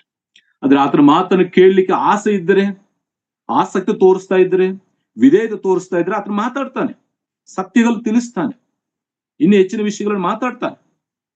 ಆದ್ರೆ ಕೇಳುವಂತ ಸ್ವಭಾವ ನಮ್ಮಲ್ಲಿ ಇಲ್ಲದೆ ಇದ್ರೆ, ಮಾತಿಗೆ ವಿಧೇಯತೆ ತೋರಿಸುವಂತ ಸ್ವಭಾವ ನಮ್ಮಲ್ಲಿ ಇಲ್ಲದಿದ್ರೆ ಆತನು 1 ಸಾರಿ ಹೇಳ್ತಾನೆ, 2 ಸಾರಿ ಹೇಳ್ತಾನೆ, 3 ಸಾರಿ ಹೇಳ್ತಾನೆ ಅಷ್ಟೇ, 4 ಸಾರಿ ಮೌನವಾಗ್ತಾರೆ. ಯಾಕೆ? ಇವರಿಗೆ ಎಷ್ಟು ಹೇಳಿದ್ರು ಅಷ್ಟೇ, ಇವರು ಮಾತು ಕೇಳುವಂತ ಜನರಲ್ಲ, ಇವರು ಮೊಂಡರಾಗಿದ್ದಾರೆ, ನನ್ನ ಮಾತು ಇವ್ರ ಕಿವಿಗಳಿಗೆ ಹೋಗ್ತಾ ಇಲ್ಲ, ಇವರ ಹೃದಯ ಕಠಿಣವಾಗಿದೆ ಅಂತೇಳಿ ಏನ್ ಮಾಡ್ಕೊತಾನೆ, ಮೌನವಾಗಿರ್ತಾನೆ. ಈ ಕುಟುಂಬದಲ್ಲಿ ಕೂಡ ಅಷ್ಟೇ, ತಂದೆ ಮೌನವಾಗಿರ್ಲಿಕ್ಕೆ ಕಾರಣ ಆ ಮಗನಿಗೆ ಎಷ್ಟೋ ಸಾರಿ ಹೇಳಿರ್ಬೋದು, ಮಗನೇ ಅದು ಒಳ್ಳೇದಲ್ಲ ಮಗನೇ, ನಿನ್ನ ನನ್ನ ಜೊತೆಲಿ ಇರಬೇಕು ಅಂತೇಳಿ ಎಷ್ಟು ಸಲ ಅವನು ಕೇಳಲಿಲ್ಲ. ಅದಕ್ಕಾಗಿ ಮತ್ತು ಮಗನು ತಿರುಗಿ ಬರುವವರೆಗೂ ಈ ವಾಕ್ಯ ಭಾಗದಲ್ಲಿ ನಾವು ಗಮನಿಸ್ತೇವೆ, ಮೌನವಾಗಿದ್ದಾನೆ ಅಂತ. 11ನೇ ವಚನದಿಂದ 21ನೇ ವಚನವರೆಗೂ ತಂದೆ ಒಂದು ಮಾತು ಕೂಡ ಮಾತಾಡ್ಲಿಲ್ಲ. ಕಾರಣ, ಕೇಳುವಂತವರಿಲ್ಲ. ಕೇಳುವಂತವರಿದ್ದರೆ, ಆಸಕ್ತಿ ತೋರಿಸುವಂತವರಿದ್ರೆ 2 ಮಾತುಗಳು ಹೇಳಬಹುದು, ಮಾತಾಡಬಹುದು. ಮೌನವಾಗಿರ್ಲಿಕ್ಕೆ ಸಾಧ್ಯವಿಲ್ಲ. ಅದಕ್ಕಾಗಿ ಪ್ರಿಯರೇ, ಈ ಅಂತ್ಯ ದಿನಗಳಲ್ಲಿ ಜೀವಿಸ್ತಿರುವಂತ ನಾವು, ದೇವರು ನಮ್ಮೊಂದಿಗೆ ಮಾತಾಡ್ತಾ ಇದ್ದಾನ, ನಾವು ಧನ್ಯರೇ ಪ್ರಿಯರೇ. ಇಲ್ಲ, ದೇವರು ನಮ್ಮೊಂದಿಗೆ ಏನು ಮಾತಾಡ್ತಾ ಇಲ್ವಾ, ನಮ್ಮ ಸ್ವಭಾವವನ್ನು ನಾವು ಪರೀಕ್ಷಿಸಿಕೊಳ್ಳಬೇಕು. ಕೇಳುವಂತ ಸ್ವಭಾವ, ವಿಧೇಯತೆ ತೋರಿಸುವಂತ ಸ್ವಭಾವ ನನ್ನಲ್ಲಿ ಇದೆಯಾ ಅಂತ. ಕೇಳದೆ ಹೋದರೆ ದೇವರು ನಮ್ಮೊಂದಿಗೆ ಮಾತಾಡೋದು. ಇವತ್ತು ಕುಟುಂಬಗಳಲ್ಲಿ ಕೂಡ ಅನೇಕ ತಂದೆಗಳು ಮೌನವಾಗಿ, ಯಾಕೆ? ಮಕ್ಕಳು ಮಾತು ಕೇಳ್ತಾ ಇಲ್ಲ. ಮಾತು ಕೇಳದೆ ಹೋದ್ರಿಂದ ನೀವೇ ನನಗೆ ಹೇಳೋದು, ನಮಗೆಲ್ಲ ಗೊತ್ತು, ನಮಗೆ ಜ್ಞಾನವಿದೆ, ನಾವು ಎಲ್ಲ ತಿಳ್ಕೊಂಡಿದ್ದೇವೆ ಅಂತೇಳಿ ಅವ್ರು ಎದುರಿಸಿ ಮಾತಾಡುವುದರಿಂದ ಏನಾಗ್ತಾ ಇದ್ದಾರೆ, ಅವ್ರು ಮೌನವಾಗಿ ಹೋಗ್ತಾ ಇದ್ದಾರೆ. ಅದಕ್ಕಾಗಿ ನಮ್ಮ ಜೀವನದಲ್ಲಿ, ಯವನಸ್ಥರಾಗಿರುವಂತ ನಮ್ಮ ಜೀವನದಲ್ಲಿ ಮಾತು ಕೇಳುವಂತ ಸ್ವಭಾವ, ಮಾತಿಗೆ ವಿಧೇಯತೆ ತೋರಿಸುವಂತ ಸ್ವಭಾವ ನಮ್ಮಲ್ಲಿದ್ದರೆ ಇನ್ನು ಅನೇಕ ವಿಷಯಗಳನ್ನು ತಂದೆ ನಮಗೆ ತಿಳಿಸ್ತಾನೆ. ಅದು ದೇವರಾಗಿರ್ಬೋದು, ಭೌತಿಕವಾದಂತ ಕುಟುಂಬಗಳಲ್ಲಿ ನಮ್ಮ ತಂದೆಗಳಾಗಿರ್ಬೋದು, ಸಭೆಯಲ್ಲಿ ಹಿರಿಯರು ಕೂಡ ಆಗಿರ್ಬೋದು. ಮಾತು ಕೇಳದು ಹೋದದ್ದು ಅವರು ಕೂಡ ಏನು ಹೇಳುವುದಿಲ್ಲ. ಯಾಕೆ ಬಿಡಪ್ಪ, ಅವನಿಗೆ ಹೇಳಿದ್ರೆ ಅವನು ಕೇಳುವುದಿಲ್ಲ. 2 ಸಾರಿ ಹೇಳ್ತಾರೆ, 1 ಸಾರಿ 2 ಸಾರಿ 3ನೇ ಸಾರಿ ಹೇಳುವುದಿಲ್ಲ. ಯಾಕೆ? ಅವನು ಕೇಳುವುದಿಲ್ಲ, ಅವನು ಮಾಡುವುದಿಲ್ಲ ಅಂತೆ, ಮೌನವಾಗ್ತಾರೆ. ಅದಕ್ಕಾಗಿ ಪ್ರಿಯರೇ, ದೇವರ ಮಕ್ಕಳಂತ ನಾವು ಮಾತು ಕೇಳುವಂತ ಸ್ವಭಾವ ನಮ್ಮಲ್ಲಿ ಇರಬೇಕು. ಆಗ ದೇವರು ಮಾತಾಡ್ತಾನೆ, ಕೆಲಸಗಳನ್ನು ಒಪ್ಪಿಸ್ತಾನೆ, ಕಾರ್ಯಗಳನ್ನು ಒಪ್ಪಿಸ್ತಾನೆ. ಆಸಕ್ತಿ ನಮ್ಮಲ್ಲಿ ಇಲ್ಲದಿದ್ರೆ ಏನಾಗ್ತದೆ, ನಾವು ಆತನು ಮೌನವಾಗಿ ಹೋಗ್ತಾನೆ. ಇದು ಒಂದು ಕಾರಣ. ಇವತ್ತು ದೇವರು ಯಾಕೆ ಮೌನವಾಗಿದ್ದಾನೆ? ಪಾಪವಿಷ್ಟು ಪ್ರಬಲವಾಗಿ ಹೆಚ್ಚಾಗಿ ಹೋಗ್ತಾ ಇದೆ. ವ್ಯಭಿಚಾರ, ಪಾಪವ, ಅನೈತಿಕ ಸಂಬಂಧಗಳು ಹೆಚ್ಚಾಗಿ ಹೋಗ್ತಾ ಇದೆ. ದೇವ್ರು ಯಾಕೆ ಮೌನವಾಗಿದ್ದಾನಂದ್ರೆ ಕೇಳುವಂತವ್ರಿಲ್ಲ, ಮಾತು ಕೇಳುವಂತವ್ರಿಲ್ಲ. ಅದಕ್ಕಾಗಿ ದೇವರು ಮೌನವಾಗಿ. ಎಲ್ಲಿ ಆತನ ಮಾತನ್ನು ಕೇಳ್ತಾರೋ ಅಲ್ಲಿ ಆತನು ಮಾತಾಡ್ತಾನೆ. ಸಮಯಗಳ ಗ್ರಂಥ ವಿರಳವಾಗಿದ್ದವು, ಎಲ್ಲೋ ಅಪರೂಪಕ್ಕೆ ಅಲ್ಲೊಂದು ಇಲ್ಲೊಂದು ತರ ಆತನು ಮಾತಾಡ್ತಿದ್ದಾನೆ ಅಷ್ಟೇ. ಅದಕ್ಕಾಗಿ ಕಡೆ ದಿನಗಳಲ್ಲಿ ದೇವರ ಮಾತಿಗೆ ವಿಧೇಯತೆ ತೋರಿಸುವಂತದ್ದನ್ನು ನಾವು ಕಲ್ತ್ಕೊಳ್ಳಿ. ಇದು ಮೊದಲನೇ ಕಾರಣ. ತಂದೆ ಮೌನವಾಗಿರ್ಲಿಕ್ಕೆ ಒಂದು ಕಾರಣ ಅಂತಂದ್ರೆ ಮಾತು ಕೇಳುವಂತವರು ಇಲ್ಲ, ಕೇಳದೆ ಹೋದದ್ರಿಂದ ಆತನ ಮೌನವಾಗಿರ್ತಾನೆ. ಎರಡನೇ ಕಾರಣ ಇಲ್ಲಿ ನಾವು ಗಮನಿಸುವಾಗ ತಂದೆ ಮೌನವಾಗಿರ್ಲಿಕ್ಕೆ ಈತನು ಕೇಳಿರುವಂತದ್ದು ಏನಂತಂದ್ರೆ ಆತನಿಗೆ ಅಷ್ಟು ನೋವನ್ನುಂಟು ಮಾಡಿದೆ. ಈ ಚಿಕ್ಕ ಮಗನ ಬಂದು ಕೇಳ್ತಾನಲ್ಲ, ಅವರಲ್ಲಿ ಕಿರಿಯವನು ತಂದೆಗೆ ಅಪ್ಪ ಆಸ್ತಿಯಲ್ಲಿ ನನಗೆ ಬರತಕ್ಕ ಪಾಲನ್ನು ಕೊಡು ಎಂದು ಕೇಳಿಕೊಳ್ಳಲು. ಇದು ಯಾವ ತಂದೆಗೂ ಕೂಡ ಇಷ್ಟವಿರುವುದಿಲ್ಲ. ಇದು ತಂದೆಗೆ ನೋವನ್ನು ಉಂಟು ಮಾಡುವಂತ ವಿಷಯ. ಇದು ತಂದೆಗೆ ದುಃಖವನ್ನು ಉಂಟು ಮಾಡುವಂತ ಕೆಲಸ. ಅದಕ್ಕಾಗಿ ಬಾಧೆಯನ್ನು ಉಂಟು ಮಾಡುವಂತ ವಿಚಾರಗಳು ನಾವು ಕೇಳುವಾಗ, ಇಲ್ಲ ಸರಿ ಅಲ್ಲದಂತ ವಿಚಾರಗಳನ್ನು ನಾವು ಕೇಳುವಾಗ ತಂದೆ ಏನಾಗ್ತಾನೆ? ಮೌನವಾಗ್ತಾನೆ. ಇದು ಈತನು ಕೇಳಿದ್ದು ಆ ತಂದೆಗೆ ದುಃಖವನ್ನು ಹುಟ್ಟಿಸಿದೆ. ಆ ತಂದೆಯ ದೃಷ್ಟಿಯಲ್ಲಿ ಅದು ಬಾಧೆಯನ್ನು ಉಂಟು ಮಾಡದೆ, ಅದು ಆತನ ದೃಷ್ಟಿಯಲ್ಲಿ ಅದು ಸರಿಯಾದದ್ದು ಅಲ್ಲ, ಸರಿ ಅಲ್ಲದ್ದು ಅವನು ಕೇಳಿಕೊಂಡಿದ್ದಾನೆ. ನನಗೆ ಆಸ್ತಿ ಕೊಡು, ನನ್ನ ಪಾಲು ಕೊಡು, ನಾನು ದೂರ ಹೋಗ್ತೇನಂತೆ. ಯಾವ ತಂದೆಗೆ ಇಷ್ಟಪಡ್ತಾರೆ? ಯಾವ ತಂದೆಗೆ ಸಂತೋಷವಾಗ್ತದೆ? ಆಗುವುದಿಲ್ಲ. ಅದಕ್ಕಾಗಿ ತಂದೆ ಮೌನವಾಗಿರ್ಲಿಕ್ಕೆ ಕಾರಣ ಅಂತಂದ್ರೆ ಬಾಧೆಯನ್ನು ಉಂಟು ಮಾಡುವಂತ ವಿಚಾರಗಳನ್ನು ಅವನು ಕೇಳಿದ್ದರಿಂದ, ಸರಿ ಅಲ್ಲದವುಗಳನ್ನು ಅವನು ಕೇಳಿದ್ದರಿಂದ ಆ ತಂದೆ ಮೌನವಾಗಿದ್ದಾನೆ. ಮತ್ತೊಂದು ಮಾತು ಓದೋದು ನೋಡಿ. ಅದೇ ಮೊದಲನೇ ಸಮುವೇಲನ ಗ್ರಂಥದಲ್ಲಿ 8ನೇ ಅಧ್ಯಾಯ, ಮೊದಲನೇ ಸಮುವೇಲನ ಗ್ರಂಥ 8ನೇ ಅಧ್ಯಾಯ ಒಂದು ಮಾತು ಓದ್ತೇನೆ. 8ನೇ ಅಧ್ಯಾಯ 5ನೇ ವಚನ ನಾವು ಓದ್ತೇನೆ. 5ನೇ ವಚನ, ನೀನಂತೂ ಮುತುಕನಾದಿ, ನಿನ್ನ ಮಕ್ಕಳು ನಿನ್ನ ಮಾರ್ಗದಲ್ಲಿ ನಡೆಯುವುದಿಲ್ಲ. ಆದದರಿಂದ ಬೇರೆ ಎಲ್ಲ ಜನಾಂಗಗಳಿಗಿರುವಂತೆ ನಮಗೊಬ್ಬ ಅರಸನನ್ನು ನೇಮಿಸು, ಅವನೇ ನಮ್ಮ ನ್ಯಾಯಸ್ಥಾಪಕನಾಗಿರಲಿ ಅಂದರು. ನ್ಯಾಯಸ್ಥಾಪಕನಿಗೋಸ್ಕರ ನಮಗೊಬ್ಬ ಅರಸನನ್ನು ನೇಮಿಸಿಕೊಡು ಎಂಬ ಮಾತಿಗೆ ಸಮುವೇಲನು ದುಃಖಪಟ್ಟು ಯೆಹೋವನನ್ನು ಪ್ರಾರ್ಥಿಸಲು, ಆತನು ಅವನಿಗೆ, ಜನರು ಹೇಳಿದಂತೆಯೇ ಮಾಡು, ಅವರು ನಿನ್ನನ್ನಲ್ಲ ನನ್ನನ್ನು ತಿರಸ್ಕರಿಸಿದ್ದಾರೆ, ನನ್ನ ಆಲಿಕೆಗೆ ಬೇಡವೆನ್ನುತ್ತಾರೆ. ಪ್ರಿಯ ಸಂದರ್ಭದಲ್ಲಿ ನಾವು ನೋಡುವಂಥದ್ದು, ಸಮುವೇಲನು ಮುತುಕನಾಗಿದ್ದಾನೆ, ಸಮುವೇಲನ ಮಕ್ಕಳು ಸರಿಯಂತ ಮಾರ್ಗದಲ್ಲಿ ನಡೀತಾ ಇಲ್ಲ.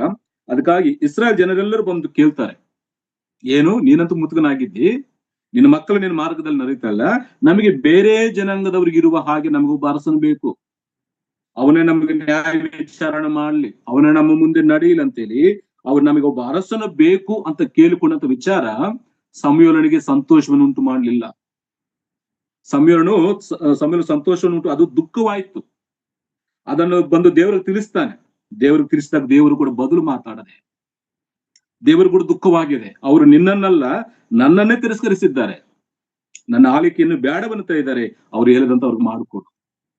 ಬದಲು ಮಾತಾಡದೆ. ಯಾಕೆ? ಇದು ನೋವನ್ನು ಉಂಟು ಮಾಡುವಂತ ಕೆಲಸ, ದುಃಖವನ್ನು ಉಂಟು ಮಾಡುವಂತ ಕೆಲಸಗಳನ್ನು ಕೇಳುವಾಗ, ವಿಚಾರಗಳನ್ನು ಕೇಳುವಾಗ ತಂದೆಯಾಗಿರುವಂತ ದೇವರು ಮೌನವಾಗಿ ಹೋಗ್ತಾರೆ. ಇಲ್ಲಿ ಅರಸನನ್ನು ಕೇಳುವಂಥದ್ದು ಸಮುವೇಲನ ದುಃಖವಾಗಿದೆ ಮತ್ತು ದೇವರಿಗೂ ಕೂಡ ದುಃಖವಾಗಿದೆ. ಸರಿ ಅಲ್ಲದವುಗಳನ್ನು ಕೇಳಿದ್ದಾನೆ. ಬಾಧೆಯನ್ನು ಹುಟ್ಟಿಸುವಂತದನ್ನು ಕೇಳಿದ್ದಾಗ ಅಲ್ಲಿ ದೇವರು ಮೌನವಾಗಿದ್ದ. ಅವ್ರು ಹೇಳಿದಂತೆ ಮಾಡು ಅಂತೇಳಿ ಅವರಿಗೊಬ್ಬ ಅರಸನನ್ನು ನೇಮಿಸಿಕೊಡ್ತಾನೆ. ಅದಕ್ಕೆ ನಾನು ಹೇಳಲಿಕ್ಕೆ ಇಷ್ಟಪಟ್ಟಿದ್ದು, ಯಾಕೆ ತಂದೆ ಮೌನವಾಗಿರ್ತಾನಂದ್ರೆ ತನ್ನ ಮನಸ್ಸಿಗೆ ನೋವನ್ನು ಉಂಟು ಮಾಡುವಂತ ವಿಚಾರಗಳನ್ನು ನಾವು ಕೇಳುವಾಗ, ಸರಿ ಅಲ್ಲದವುಗಳನ್ನು ನಾವು ಕೇಳುವಾಗ ಆತನ ಮೌನವಾಗಿರ್ತಾನೆ. ಇವತ್ತು ಕುಟುಂಬಗಳಲ್ಲಿ ತಂದೆ ತಾಯಿಗಳ ಮಧ್ಯದಲ್ಲಿ ಮಕ್ಕಳು ಏನ್ ಕೇಳ್ತಾ ಇದ್ದಾರೆ? ದುಃಖವನ್ನು ಹುಟ್ಟಿಸುವಂತ ವಿಚಾರ ಕೇಳುವಾಗ, ಬಾಧೆಯನ್ನು ಹುಟ್ಟಿಸುವಂತ ವಿಚಾರಗಳನ್ನು ಕೇಳುವಾಗ, ಅದು ನನಗೆ ಬೇಕೇ ಬೇಕು ಅಂತ ಹಠ ಹಿಡಿದು ಕೇಳುವಾಗ ಏನಾಗ್ತಾರೆ? ಮೌನವಾಗಿ ಕೊಡಿಸ್ತಾರೆ. ಅದರಿಂದ ಎಷ್ಟು ಸಮಸ್ಯೆ ಆಗ್ತದೆ, ಅದರಿಂದ ಎಷ್ಟು ನೋವಾಗ್ತದೆ. ಅದಕ್ಕಾಗಿ ಪ್ರಿಯರೇ, ನಾವು ದೇವರಿಗೆ ದುಃಖವನ್ನು ಹುಟ್ಟಿಸುವಂತ ಕೆಲಸವನ್ನು ವಿಚಾರಗಳನ್ನು ನಾವು ಕೇಳಬಾರದು. ದೇವರಿಗೆ ಸಂತೋಷವನ್ನು ಹುಟ್ಟಿಸುವಂಥದ್ದು ನಾವು ಕೇಳಬೇಕು. ಇದು ಎರಡನೇ ಒಂದು ಕಾರಣ. ತಂದೆ ಯಾಕೆ ಮೌನವಾಗಿರ್ತಾನಂದ್ರೆ ತನ್ನ ಮನಸ್ಸಿಗೆ ನೋವನ್ನು ಉಂಟು ಮಾಡುವಂತ ಕಾರ್ಯಗಳನ್ನು ಕೇಳಿದಾಗ ಆತನು ಮೌನವಾಗಿರ್ತಾನೆ. ಇವತ್ತು ಕುಟುಂಬಗಳಲ್ಲಿ ನಾವು ಏನನ್ನು ಕೇಳ್ತಾ ಇದ್ದೇವೆ?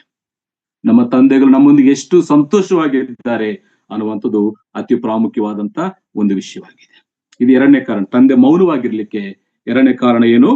ದುಃಖವನ್ನು ಹುಟ್ಟಿಸುವಂತ ವಿಷಯಗಳನ್ನು ಕೇಳಿದಾಗ, ಸರಿ ಅಲ್ಲದವುಗಳನ್ನು ಕೇಳಿದಾಗ ಅದು ಮೌನವಾಗಿರುತ್ತೆ. ಕೊಡ್ತಾನೆ, ಅದರಿಂದ ಎಷ್ಟು ಸಮಸ್ಯೆ ಆಗ್ತದೆ, ಅದರಿಂದ ಎಷ್ಟು ನೋವಾಗ್ತದೆ ಅಂತೇಳಿ ಅವ್ರು ಅನುಭವಿಸಿದ ಮೇಲೆ ಅವ್ರಿಗೆ ಗೊತ್ತಾ. ಎಷ್ಟು ಹೇಳಿದ್ರೆ ಕೇಳಲ್ಲ ಅವ್ರು, ಎಷ್ಟು ಹೇಳಿದ್ರೆ ಕೇಳಲ್ಲ.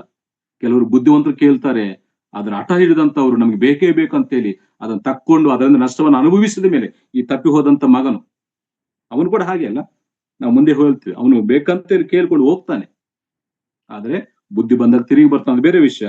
ಅದು ತಂದೆ ಯಾಕೆ ಮೌನವಾಗ್ತಾನಂದ್ರೆ ತನ್ನ ಮನಸ್ಸಿಗೆ ನೋವನ್ನು ಹುಟ್ಟಿಸುವಂತ ವಿಚಾರವನ್ನು ಕೇಳಿದಾಗ ಆತನು ಮೌನವಾಗ್ತಾನೆ. ಇದು ಎರಡನೇ ವಿಷಯ.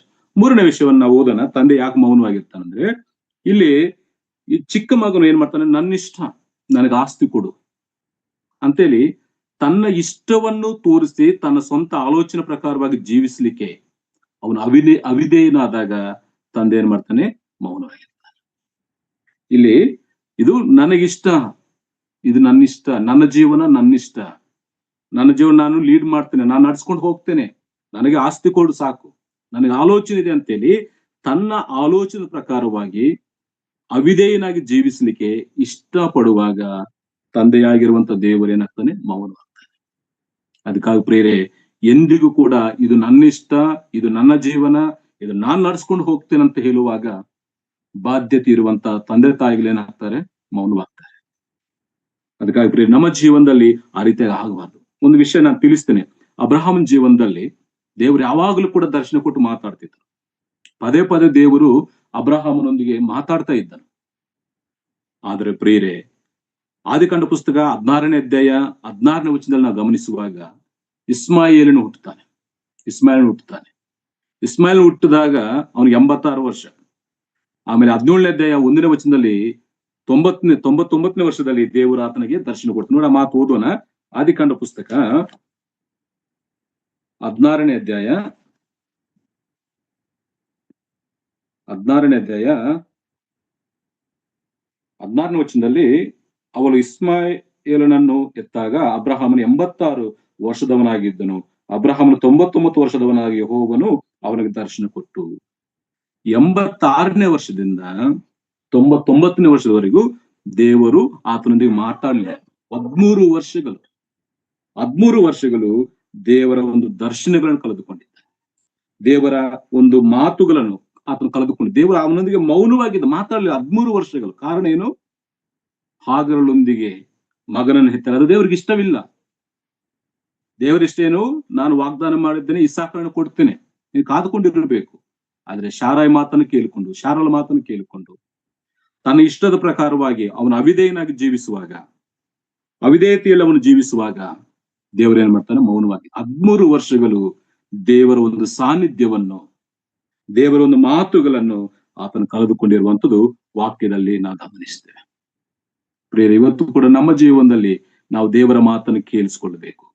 ಇದು ನನ್ನ ಜೀವನ, ನಮ್ಮ ಇಷ್ಟಾನುಸಾರವಾಗಿ ನಾವು ಜೀವಿಸುವಾಗ, ನನ್ನ ಇಷ್ಟಾನುಸಾರವಾಗಿ ನಾನು ಜೀವಿಸುವಾಗ, ನನ್ನ ಸ್ವಂತ ಆಲೋಚನೆ ಪ್ರಕಾರವಾಗಿ ನಾನು ಜೀವಿಸುವಾಗ ದೇವರು ಏನ್ ಮಾಡ್ತಾನೆ, ಮೌನವಾಗ್ತಾನೆ.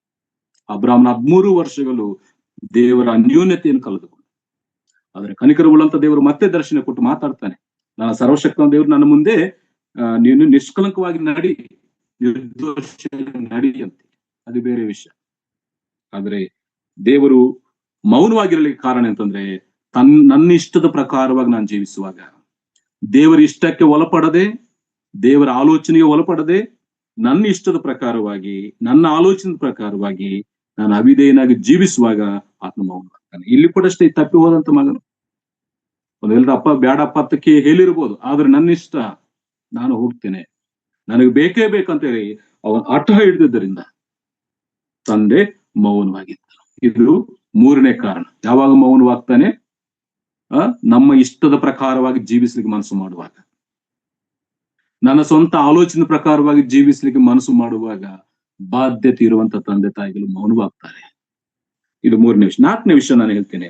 4ನೇ ವಿಷಯ, ಅದೇ ಲೂಕನ ಬರೆದ ಸುವಾರ್ತೆ 15ನೇ ಅಧ್ಯಾಯ 12ನೇ ವಚನದಲ್ಲಿ ಒಂದು ಮಾತಿದೆಯಲ್ಲ, 12ನೇ ವಚನದಲ್ಲಿ, ಅವರಲ್ಲಿ ಕಿರಿಯವನು ತಂದೆಗೆ, ಅಪ್ಪ, ಆಸ್ತಿಯಲ್ಲಿ ನನಗೆ ಬರತಕ್ಕ ಪಾಲನ್ನು ಕೊಡು ಎಂದು ಕೇಳಿಕೊಳ್ಳಲು ತಂದೆಯು ಬದುಕನ್ನು ಅವರಿಗೆ ಹಂಚಿಕೊಟ್ಟನು. ಇಲ್ಲಿ ನಾವು ಗಮನಿಸ್ತೇವೆ, ಯಾಕೆ ಕೇಳ್ತಾ ಇದ್ದಾನೆ? ಆಸ್ತಿಯನ್ನು ತಂದೆ ಯಾಕೆ ಮಗನ ಯಾಕೆ ಕೇಳ್ತಾ ಇದ್ದಾನೆ? ನಿನ್ನ ಆಸ್ತಿ ನಾನು ಕೊಡು, ನಾನು ದೂರ ಹೋಗ್ತೇನೆ. ಅಂದ್ರೆ ತಂದೆಯೊಂದಿಗೆ ಇರ್ಲಿಕ್ಕೆ ಅವನಿಗೆ ಇಷ್ಟವಿಲ್ಲ. ನಾನು ನಿನ್ನೊಂದಿಗೆ ಇರ್ಲಿಕ್ಕೆ ಆಗಲ್ಲ, ನಿನ್ನ ಜೊತೆಲಿ ಇರ್ಲಿಕ್ಕೆ ಆಗಲ್ಲ, ನಿನ್ನ ಜೊತೆಲಿ ಇರ್ಲಿಕ್ಕೆ ಆಗಲ್ಲ, ನಾನು ದೂರ ಹೋಗ್ತೇನೆ, ನಾನು ಬೇರೆ ದೇಶಕ್ಕೆ ಹೋಗ್ತೇನೆ, ಬೇರೆ ಪಟ್ಟಣಕ್ಕೆ ಹೋಗ್ತೇನೆ, ನನ್ನ ಜೀವನ ನಾನೇ ಲೀಡ್ ಮಾಡ್ತೇನೆ ಅಂತೇಳಿ ಯಾವಾಗ ಮಕ್ಕಳು ಮಾತಾಡ್ತಾರೋ ಆವಾಗ ತಂದೆಗೆ ದುಃಖವಾಗ್ತದೆ, ಆವಾಗ ತಂದೆ ಮೌನವಾಗ್ತಾನೆ. ಇಲ್ಲಿ ಇವನು ಕೇಳಿದ್ದು ಕೂಡ ಅಷ್ಟೇ, ನಾನು ನಿನ್ನೊಂದಿಗೆ ಇರ್ಲಿಕ್ಕೆ, ಈ ಮನೆಯಲ್ಲಿ ಇರ್ಲಿಕ್ಕೆ ಆಗಲ್ಲಪ್ಪ ನನಗೆ. ನಾನು ಮುಂದೆ ಹೇಳ್ತೇನೆ ಆ ವಿಷಯ ಯಾಕೆ ಇರ್ಲಿಕ್ಕೆ ಆಗಲ್ಲ ಅಂತೇಳಿ. ಚಿಕ್ಕ ಮಗನ ಬಗ್ಗೆ ಬರುವಾಗ ಆ ವಿಷಯ ನಾವು ಮಾತಾಡೋಣ. ಅಂದ್ರೆ ನಿನ್ನೊಂದಿಗೆ ಇರ್ಲಿಕ್ಕೆ ನನಗಿಷ್ಟ ಇಲ್ಲ, ನಿನ್ನ ಮನೆಯಲ್ಲಿ ಇರ್ಲಿಕ್ಕೆ ನನಗಿಷ್ಟ ಇಲ್ಲ, ನನಗೆ ಬರಬೇಕಾದ್ರೆ ನನಗೆ ಕೊಡು, ನಾನು ದೂರ ಹೋಗ್ತೇನೆ ಅಂತ ಕೇಳಿದಾಗ ಈ ತಂದೆ ಮೌನವಾಗಿ 4 ಕಾರಣಗಳನ್ನು ತಿಳಿಸಿದ್ದೇನೆ. ತಂದೆಯಾಗಿರೋ ದೇವರು ಮೌನವಾಗಿರ್ಲಿಕ್ಕೆ, ಇಲ್ಲ ಭೌತಿಕವಾದ ತಂದೆಗಳು ಮೌನವಾಗಿರ್ಲಿಕ್ಕೆ, ಸಭೆಯಲ್ಲಿ ಹಿರಿಯರು ಕೂಡ ಮೌನವಾಗಿರ್ಲಿಕ್ಕೆ 4 ಕಾರಣಗಳು. ಮೊದಲನೇ ಕಾರಣ ಏನು? ಎಷ್ಟು ಸಾರಿ ಹೇಳಿದರೂ ಮಾತು ಕೇಳದೇ ಇದ್ದದ್ದರಿಂದ ಅವರು ಮೌನವಾಗ್ತಾರೆ. ಕೇಳುವಂತ ಮನಸ್ಸು ನಮ್ಮಲ್ಲಿರ್ಬೇಕು. 2, ಅವರ ಮನಸ್ಸನ್ನು ನೋಯಿಸುವಂತ ವಿಚಾರಗಳು, ಅವರ ಮನಸ್ಸಿಗೆ ದುಃಖವನ್ನು, ಬಾಧೆಯನ್ನು ಉಂಟು ಮಾಡುವಂತ ವಿಚಾರಗಳನ್ನು, ಸರಿ ಅಲ್ಲದವುಗಳನ್ನು ನಾವು ಕೇಳಿದಾಗ ಆ ತಂದೆಗೆ ಮೌನವಾಗ್ತದೆ. 3, ನನ್ನ ಜೀವನ ನನ್ನಿಷ್ಟ, ನನ್ನ ಆಲೋಚನೆ ಪ್ರಕಾರವಾಗಿ ನಾನು ನಡೀತೇನೆ ಅಂತೇಳಿ ಅವನು ಇಷ್ಟಪಡುವಾಗ, ಎಷ್ಟು ಹೇಳಿದ್ರು ಅವನು ಕೇಳದೆ ಇಷ್ಟಪಡುವಾಗ ಆಗ ಮೌನವಾಗಿರ್ತಾನೆ. 4ನೇದು, ನಿನ್ನೊಂದಿಗೆ ಇರ್ಲಿಕ್ಕೆ ಆಗಲ್ಲ, ನಿನ್ನ ಮನೆಯಲ್ಲಿ ಇರ್ಲಿಕ್ಕೆ ಆಗಲ್ಲ, ನಾನು ಹೋಗ್ತೇನೆ, ನನಗೆ ಬರಬೇಕಾದ್ರೆ ನನಗೆ ಕೊಡು ಅಂತೇಳಿ ಕೇಳಿಕೊಂಡಾಗ ಆ ತಂದೆ ಮೌನವಾಗಿರ್ತಾನೆ. ಪ್ರಿಯರೇ, ಈ ವಾಕ್ಯಗಳನ್ನು ಕೇಳ್ತಿರುವಂತ ನಾವು ಒಂದು ವೇಳೆ ಯವನಸ್ಥರಾಗಿದ್ದರೆ ನಮ್ಮ ಪ್ರವರ್ತನೆಯನ್ನು ನಾವು ಸರಿಪಡಿಸಿಕೊಳ್ಳೋಣ. ನಮಗಿರುವಂತ ತಂದೆ ವಿಷಯದಲ್ಲಿ ಬಾಧ್ಯತೆ ಉಳ್ಳವರಾಗಿ, ಅವರ ಮನಸ್ಸಿಗೆ ನೋವನ್ನು ಹುಟ್ಟಿಸದೆ, ಅವ್ರ ಮಾತುಗಳನ್ನು ಕೇಳಿಸಿಕೊಳ್ಳುತ್ತಾ, ನಮ್ಮಿಷ್ಟ ಪ್ರಕಾರವಲ್ಲದೆ ಅವರಿಷ್ಟ ಪ್ರಕಾರವಾಗಿ ನಾವು ಜೀವಿಸುತ್ತಾ ಅವರೊಂದಿಗೆ ಇರ್ಲಿಕ್ಕೆ ನಾವು ಮನಸ್ಸು ಮಾಡುವ, ಅವರು ಸಂತೋಷವಾಗಿರ್ತಾರೆ. ಅವರೊಂದಿಗೆ ಇರ್ಲಿಕ್ಕೆ ನಾವು ಮನಸ್ಸು ಮಾಡುವ ಸಂತೋಷವಾಗಿರ್ತಾರೆ. ಆದ್ರೆ ನಿನ್ನೊಂದಿಗೆ ಇರ್ಲಿಕ್ಕೆ ಆಗಲ್ಲ ಅಂತೇಳಿ ಹೊರಗೆ ಹೋದ್ರೆ, ದೂರ ಇವನು ಹೋಗ್ತಾನಲ್ಲ, ನಮ್ಮ ಮುಂದೆ ಓದ್ತೀವಿ, ಇವನು ಹೋಗ್ತಾನೆ, ಹೋಗಿ ಏನ್ ಅನುಭವಿಸುತ್ತಾನೆ? ಯಾವ ಸುಖವನ್ನು ಅನುಭವಿಸ್ತಾನೆ? ಯಾವ ಸಂತೋಷ ಅನುಭವಿಸ್ತಾನೆ? ಏನಿರುವುದಿಲ್ಲ, ಬರೀ ಮಣ್ಣು, ಏನ್ ಸಿಗುದಿಲ್ಲ ಅವನಿಗೆ. ತಂದೆ ಮನೆಯಲ್ಲಿ ಮಾತ್ರ ಅವನು ಸಂತೋಷ. ಅದನ್ನ ಅರ್ಥ ಮಾಡ್ಕೊಳ್ಳದೆ ಅಪಾರ್ಥ ಮಾಡ್ಕೊಂಡು, ಅಯ್ಯೋ ಇಲ್ಲಿದ್ರೆ ದೊಡ್ಡ ಟಾರ್ಚರ್ ಮಾಡ್ತಾರಪ್ಪ, ಅದು ಮಾಡಬಾರ್ದು, ಇದು ಮಾಡಬಾರ್ದು, ಅದು ನೋಡಬಾರ್ದು, ಇಲ್ಲಿಗೆ ಹೋಗಬಾರ್ದು ಅಂತೇಳಿ, ಇಲ್ಲಿ ನನಗೆ ನನ್ನ ತಂದೆ ನನಗೆ ಅಡ್ಡಿ ಆಗಿದ್ದಾನೆ ಅಂತೇಳಿ ನಾನು ದೂರ ಹೋಗಿ ಫ್ರೀಯಾಗಿ ಜೀವನ ಲೀಡ್ ಮಾಡಬಹುದು ಅಂತೇಳಿ ಹೊರಗಡೆ ಹೋಗುವಂತ ಮಕ್ಕಳು ಎಷ್ಟೋ ಜನರಿದ್ದಾರೆ. ಹೊರಗಡೆ ಹೋಗಿ ಅನೇಕ ಅಪಾಯಗಳಲ್ಲಿ ಸಿಕ್ಕಿಕೊಂಡು, ಅನೇಕ ಪಾಪದ ಕಾರ್ಯಗಳಲ್ಲಿ ಸಿಕ್ಕಿಕೊಂಡು, ಇಲ್ಲಿ ತಂದೆಗೆ ದುಃಖ, ಅವನು ಕೂಡ ಅಲ್ಲಿ ಸಂತೋಷವಾಗಿರ್ತಾನ, ಅವನಲ್ಲಿ ಸಂತೋಷವಾಗಿರುವುದಿಲ್ಲ. ಈ ರೀತಿಯ ನಷ್ಟಗಳಲ್ಲಿ, ಕಷ್ಟಗಳಲ್ಲಿ ಬೀಳುವಂತ ಯವನಸ್ಥರು ಅನೇಕ ಜನರಿದ್ದಾರೆ. ಪ್ರಿಯರೇ, ಒಂದು ವಿಷಯ ನಾವು ಅರ್ಥ ಮಾಡ್ಕೊಳ್ಳೋಣ, ತಂದೆ ಮೌನವಾಗಿರ್ಲಿಕ್ಕೆ ಕಾರಣಗಳು ನನ್ನಿಂದ ಆಗಬಾರ್ದು, ನನ್ನ ಜೀವನದಿಂದ ಆಗಬಾರ್ದು. ನಾವು ಅವರಿಗೆ ಸಂತೋಷವನ್ನು ಹುಟ್ಟಿಸುವವರಾಗಿ, ದೇವರಿಗೆ ಸಂತೋಷವನ್ನು ಹುಟ್ಟಿಸುವವರಾಗಿ, ದೇವರಿಗೆ ಮಹಿಮೆಯನ್ನು ಹುಟ್ಟಿಸುವವರಾಗಿ, ದೇವರು ನಮ್ಮೊಂದಿಗೆ ಇರ್ಲಿಕ್ಕೆ ಇಷ್ಟಪಡುವವರಾಗಿ ನಾವು ಜೀವಿಸೋಣ. ಈ 4ನೇ ವಿಷಯ ನಾನು ತುಂಬಾ ನೋವನ್ನು ಉಂಟು ಮಾಡಿ, ಏನ್ ಮಾಡ್ತಾನೆ ನೀನು? ನಾನು ನಿನ್ನೊಂದಿಗೆ ಇರ್ಲಿಕ್ಕೆ ಆಗಲ್ಲಪ್ಪ, ನಾನು ಹೋಗ್ತೇನೆ. ಎಷ್ಟು ದುಃಖ ಆಗ್ತದೆ ಅವನಿಗೆ. ಅದಕ್ಕಾಗಿ ಇಂಥ ಪರಿಸ್ಥಿತಿಗಳಲ್ಲಿ ನಾವಿರಬಾರದಂತೇಳಿ ದೇವರ ವಾಕ್ಯವನ್ನು ನಾವು ಕೇಳಿಸ್ಕೊಳ್ಳಿ. ಇದು ತಂದೆಯ ಮೌನವಾಗಿರ್ಲಿಕ್ಕೆ ಕಾರಣಗಳು. ಆದ್ರೆ ಪ್ರಿಯರೇ, ಇಷ್ಟೆಲ್ಲ ನಡೀತಾ ಇದ್ದದ್ರಿಂದ ದೇವರು ಯಾಕೆ ಅವರನ್ನು ತಡಿಲಿಕ್ಕೆ ಆಗ್ತದೆ? ದೇವರು ಸರ್ವಶಕ್ತನಲ್ವಾ? ದೇವರು ಸರ್ವಶಕ್ತನ, ಎಲ್ಲಾ ಮಾಡ್ಲಿಕ್ಕೆ ಶಕ್ತಿ ಇದೆ, ಯಾಕೆ ಮನುಷ್ಯನ ತಡೀತಾ ಇಲ್ಲ ಅಂತ ಹೇಳಿ. ಅದು ನಾನು ಒಂದು ವಿಷಯ ಹೇಳ್ತೇನೆ ಪ್ರಿಯರೇ, ದೇವರು ಸರ್ವಶಕ್ತನೇ, ಆತನ ಎಲ್ಲವನ್ನು ಮಾಡ್ಲಿಕ್ಕೆ ಶಕ್ತಿ ಇದೆ. ಆದ್ರೆ ಮನುಷ್ಯನಿಗೆ ಕೊಟ್ಟಂತ ಸ್ವಾತಂತ್ರ್ಯದ ವಿಷಯದಲ್ಲಿ ಆತನು ಅಡ್ಡಿ ಬರುವುದಿಲ್ಲ. ಇದನ್ನ ನಾವು ಅರ್ಥ ಮಾಡ್ಕೊಳ್ಬೇಕು. ದೇವರು ಸರ್ವಶಕ್ತನಾದಂತ ದೇವರೇ, ಆದ್ರೆ ಮನುಷ್ಯನನ್ನು ಸೃಷ್ಟಿಸುವಾಗ ಆತನ ಒಬ್ಬ ಸಾಧನವಾಗಿ, ಒಂದು ಯಂತ್ರವಾಗಿ, ಒಂದು ಮಿಷನ್ ಆಗಿ ಸೃಷ್ಟಿಸಲಿಲ್ಲ. ಎಷ್ಟ ಬಂದ ಹಾಗೆ ಮಾಡ್ಲಿಕ್ಕೆ ಅವನಿಗೊಂದು ಮನಸ್ಸು, ಒಂದು ಚಿತ್ತ, ಒಂದು ಇಷ್ಟವನ್ನು ಕೊಟ್ಟು ಮನುಷ್ಯನ ಸೃಷ್ಟಿಸಿದ್ದ. ಅದಕ್ಕಾಗಿ ಮನುಷ್ಯನ ಸೃಷ್ಟಿಸುವಾಗಲೇ ಅವನಿಗೆ ಮನಸ್ಸು, ಚಿತ್ತ, ಇಷ್ಟವನ್ನು ಕೊಟ್ಟಿದ್ದಾನೆ. ಆತನ ಚಿತ್ತಕ್ಕೆ ವ್ಯತಿರೇಕವಾಗಿ ದೇವರೇನು ಮಾಡೋದಿಲ್ಲ. ನಿನ್ನಿಷ್ಟವ ನೀನು ಅದನ್ನು ಅನುಭವಿಸು, ಕೊಡ್ತಾನೆ. ಜೀವ ಮರಣಗಳು ನಿನ್ನ ಮುಂದೆ ಇಟ್ಟಿದ್ದೇನೆ, ಯಾವುದು ಬೇಕು ನೀನು ಆರಿಸಿಕೊ, ಅದನ್ನು ನಾನು ಕೊಡ್ತೇನೆ. ವಿವೇಕ ಕೊಡುವಂತ ಶಕ್ತಿ, ಆಲೋಚನೆ ಮಾಡುವಂತ ಶಕ್ತಿ ಕೊಟ್ಟಿದ್ದಾನೆ, ವಿವೇಕವನ್ನು ಕೊಟ್ಟಿದ್ದಾನೆ, ಜ್ಞಾನವನ್ನು ಕೊಟ್ಟಿದ್ದಾನೆ. ಅದನ್ನ ನಾವೇನು ಮಾಡಬೇಕು? ನಾವು ಪರೀಕ್ಷಿಸಿ ಒಳ್ಳೆಯದನ್ನು ತೆಗೆದುಕೊಳ್ಳಬೇಕು. ಅದಕ್ಕಾಗಿ ದೇವರು ಒಬ್ಬ ವ್ಯಕ್ತಿ ಪಾಪ ಮಾಡ್ತಿದ್ದಾಗ ಹೋಗಿ ತಡೆಯುವುದಿಲ್ಲ. ನೀನ್ ಯಾವುದನ್ನು ಆರಿಸ್ಕೊಳ್ತೀಯೋ ಅದನ್ನು ಅನುಭವಿಸುವ ಹಾಗೆ ಕೊಡ್ತಾರೆ. ಅದಕ್ಕೆ ನಾನು ಈಗ ಬರ್ಕೊಂಡಿದ್ದೇನೆ, ಮನುಷ್ಯನನ್ನು ದೇವರು ಒಂದು ಯಂತ್ರವಾಗಿ ಸೃಷ್ಟಿಸಲಿಲ್ಲ, ಅವನಿಗೊಂದು ಮನಸ್ಸು, ಚಿತ್ತ, ಇಷ್ಟವನ್ನು ಇರುವಂತ ವ್ಯಕ್ತಿಯಾಗಿ ಸೃಷ್ಟಿಸಿದ್ದಾನೆ. ಮತ್ತು ಮನುಷ್ಯನ ಚಿತ್ತಕ್ಕೆ ವ್ಯತಿರೇಕವಾಗಿ ಎಂದಿಗೂ ದೇವರು ಮಾಡುವುದಿಲ್ಲ. ಆ ಆದಿಕಾಂಡ ಪುಸ್ತಕದಲ್ಲಿ ಕೂಡ ಆ ಹಣ್ಣು ತಿನ್ನಬೇಕು ದೇವರು ತಡೆಯಬಹುದಿತ್ತಲ್ಲ, ಅದ ದೇವರು ಹೇಳಿದ್ದಾನೆ, ನೀನು ಮಾಡಬೇಡಪ್ಪ, ಅದೇ ಆಜ್ಞೆ. ಮಾಡಿದ್ರೆ ಇದಾಗ್ತದೆ, ಮಾಡದಿದ್ರೆ ಇದಾಗ್ತದೆ. ಪ್ರತಿಫಲವನ್ನು ಕೊಡುವಂತ ದೇವರು. ಅದಕ್ಕಾಗಿ ಮನುಷ್ಯನ ಚಿತ್ತಕ್ಕೆ ವ್ಯತಿರೇಕವಾಗಿ ಏನು ಮಾಡುವುದಿಲ್ಲ, ಯಾರನ್ನು ಕೂಡ ಬಲವಂತವಾಗಿ ತನ್ನ ಕಡೆಗೆ ತಿರುಗಿಸಿಕೊಳ್ಳುವುದಿಲ್ಲ. ಆತನ ಸರ್ವಶಕ್ತನೇ, ಆದ್ರೆ ಯಾರನ್ನು ಕೂಡ ಬಲವಂತವಾಗಿ ತನ್ನ ಕಡೆಗೆ ತಿರುಗಿಸಿಕೊಳ್ಳುವುದಿಲ್ಲ. ಮತ್ತು ಅವರಿಗೆ ಕೊಟ್ಟಂತ ಸ್ವಾತಂತ್ರ್ಯಕ್ಕೆ ಆತನ ಅಡ್ಡಿ ಬರುವುದಿಲ್ಲ.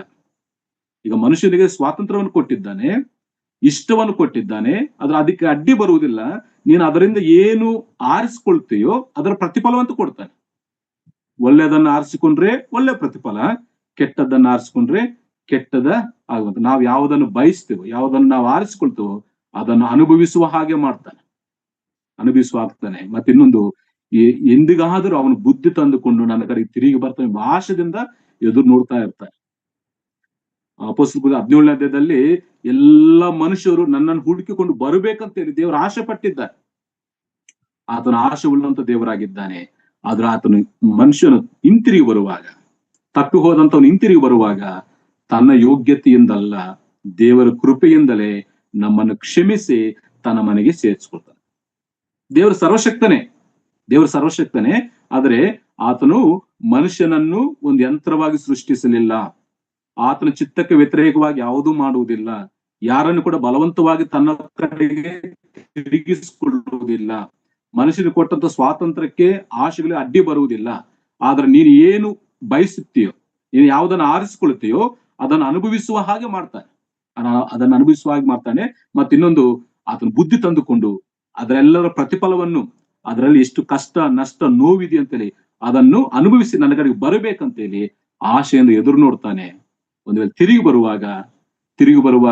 ತಿರುಗಿ ಬರುವಂತವರನ್ನು ಅವರ ಯೋಗ್ಯತೆಯನ್ನು ಸೇರಿಸಿಕೊಳ್ಳುವುದಿಲ್ಲ, ಆದ್ರೆ ಆತನ ಕೃಪೆಯಿಂದ, ಆತನ ಪ್ರೀತಿಯಿಂದ ಕ್ಷಮಿಸಿ ತನ್ನ ಮನೆಗೆ ಸೇರಿಸಿಕೊಳ್ತಾನೆ. ಅದಕ್ಕಾಗಿ ಪ್ರಿಯರೇ, ಇಲ್ಲಿ ಕೂಡ ಈ ತಂದೆ ಮೌನವಾಗಿದ್ದನು. ಆದ್ರೆ ಎರಡನೇ ವಿಷಯ ನಾನು ಹೇಳ್ತೇನೆ. ಎರಡನೇ ವಿಷಯ ಏನಂತಂದ್ರೆ 22ನೇ ವಚನದಿಂದ 24ನೇ ವಚನವರೆಗೂ ತಂದೆಗೆ ಉಂಟಾಗಿರುವಂತ ಸಂತೋಷ. ನಾನು ಸರಳವಾಗಿ ಹೇಳಿ ಮುಗಿಸ್ತೇನೆ, ಟೈಮ್ ಆಗ್ತಾ ಬಂತು. ತಂದೆಗೆ ಯಾಕೆ ಸಂತೋಷವು ಉಂಟಾಗಿದೆ ಅಂತ ಗಮನಿಸುವಾಗ 22ನೇ ವಚನ ನಾನು ಓದ್ತೀನಿ. 22ನೇ ವಚನ, ತಂದೆಯು ತನ್ನ ಆಳುಗಳಿಗೆ ಶ್ರೇಷ್ಠವಾದ ನಿಲುವಂಗಿಯನ್ನು ತಟ್ಟನೆ ತಂದು ಇವನಿಗೆ ತೊಡಿಸಿರಿ, ಇವನ ಕೈಗೆ ಉಂಗರವನ್ನು ಇಡಿರಿ, ಕಾಲಿಗೆ ಜೋಡನ್ನು ಮೆಡಿಸಿರಿ, ಕೊಬ್ಬಿದ ಆ ಕರುವನ್ನು ತಂದು ಕುಯ್ಯಿರಿ, ಹಬ್ಬ ಮಾಡೋಣ, ಉಲ್ಲಾಸ ಪಡೋಣ.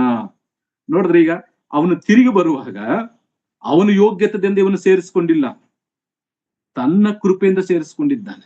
ಅದಕ್ಕಾಗಿ ಇಲ್ಲಿ ತಂದೆಗೆ ಸಂತೋಷಕ್ಕೆ ಕಾರಣವೇನಂತಂದ್ರೆ, ಯಾಕೆ ತಂದೆಗೆ ಇಷ್ಟು ಸಂತೋಷ ಬಂದಿದೆ, ಪಶ್ಚಾತ್ತಾಪದಿಂದ ಹಿಂತಿರುಗಿ ಬರುವಂತ ಕುಮಾರನಿಗೆ ಪ್ರೀತಿ ತೋರಿಸುವುದರಲ್ಲಿ ತಂದೆಗೆ ಸಂತೋಷ. ಹಾಗೆ ನಶಿಸಿ ಹೋಗ್ಬೇಕು, ಹಾಗೆ ನರಕಕ್ಕೆ ಹೋಗ್ಬೇಕು ಅಂತೇಳಿ ದೇವರು ಇಷ್ಟಪಡುವುದಿಲ್ಲ ಪ್ರಿಯರೇ.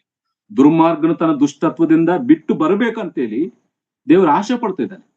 ಈಗ ಅಂತವ್ರು ಆ ರೀತಿ ಬರುವಾಗ ಪಶ್ಚಾತ್ತಾಪದೊಂದಿಗೆ ಮಾಡಿರುವಂತ ತಪ್ಪನ್ನು ತಿಳಿದುಕೊಂಡು ಅವನು ಬುದ್ಧಿ ತಂದುಕೊಂಡು ಹಿಂತಿರುಗಿ ಬರುವಾಗ ಅಂತವರಿಗೆ ಪ್ರೀತಿ ತೋರಿಸುವುದರಲ್ಲಿ ತಂದೆಗೆ ಸಂತೋಷವಿದೆ.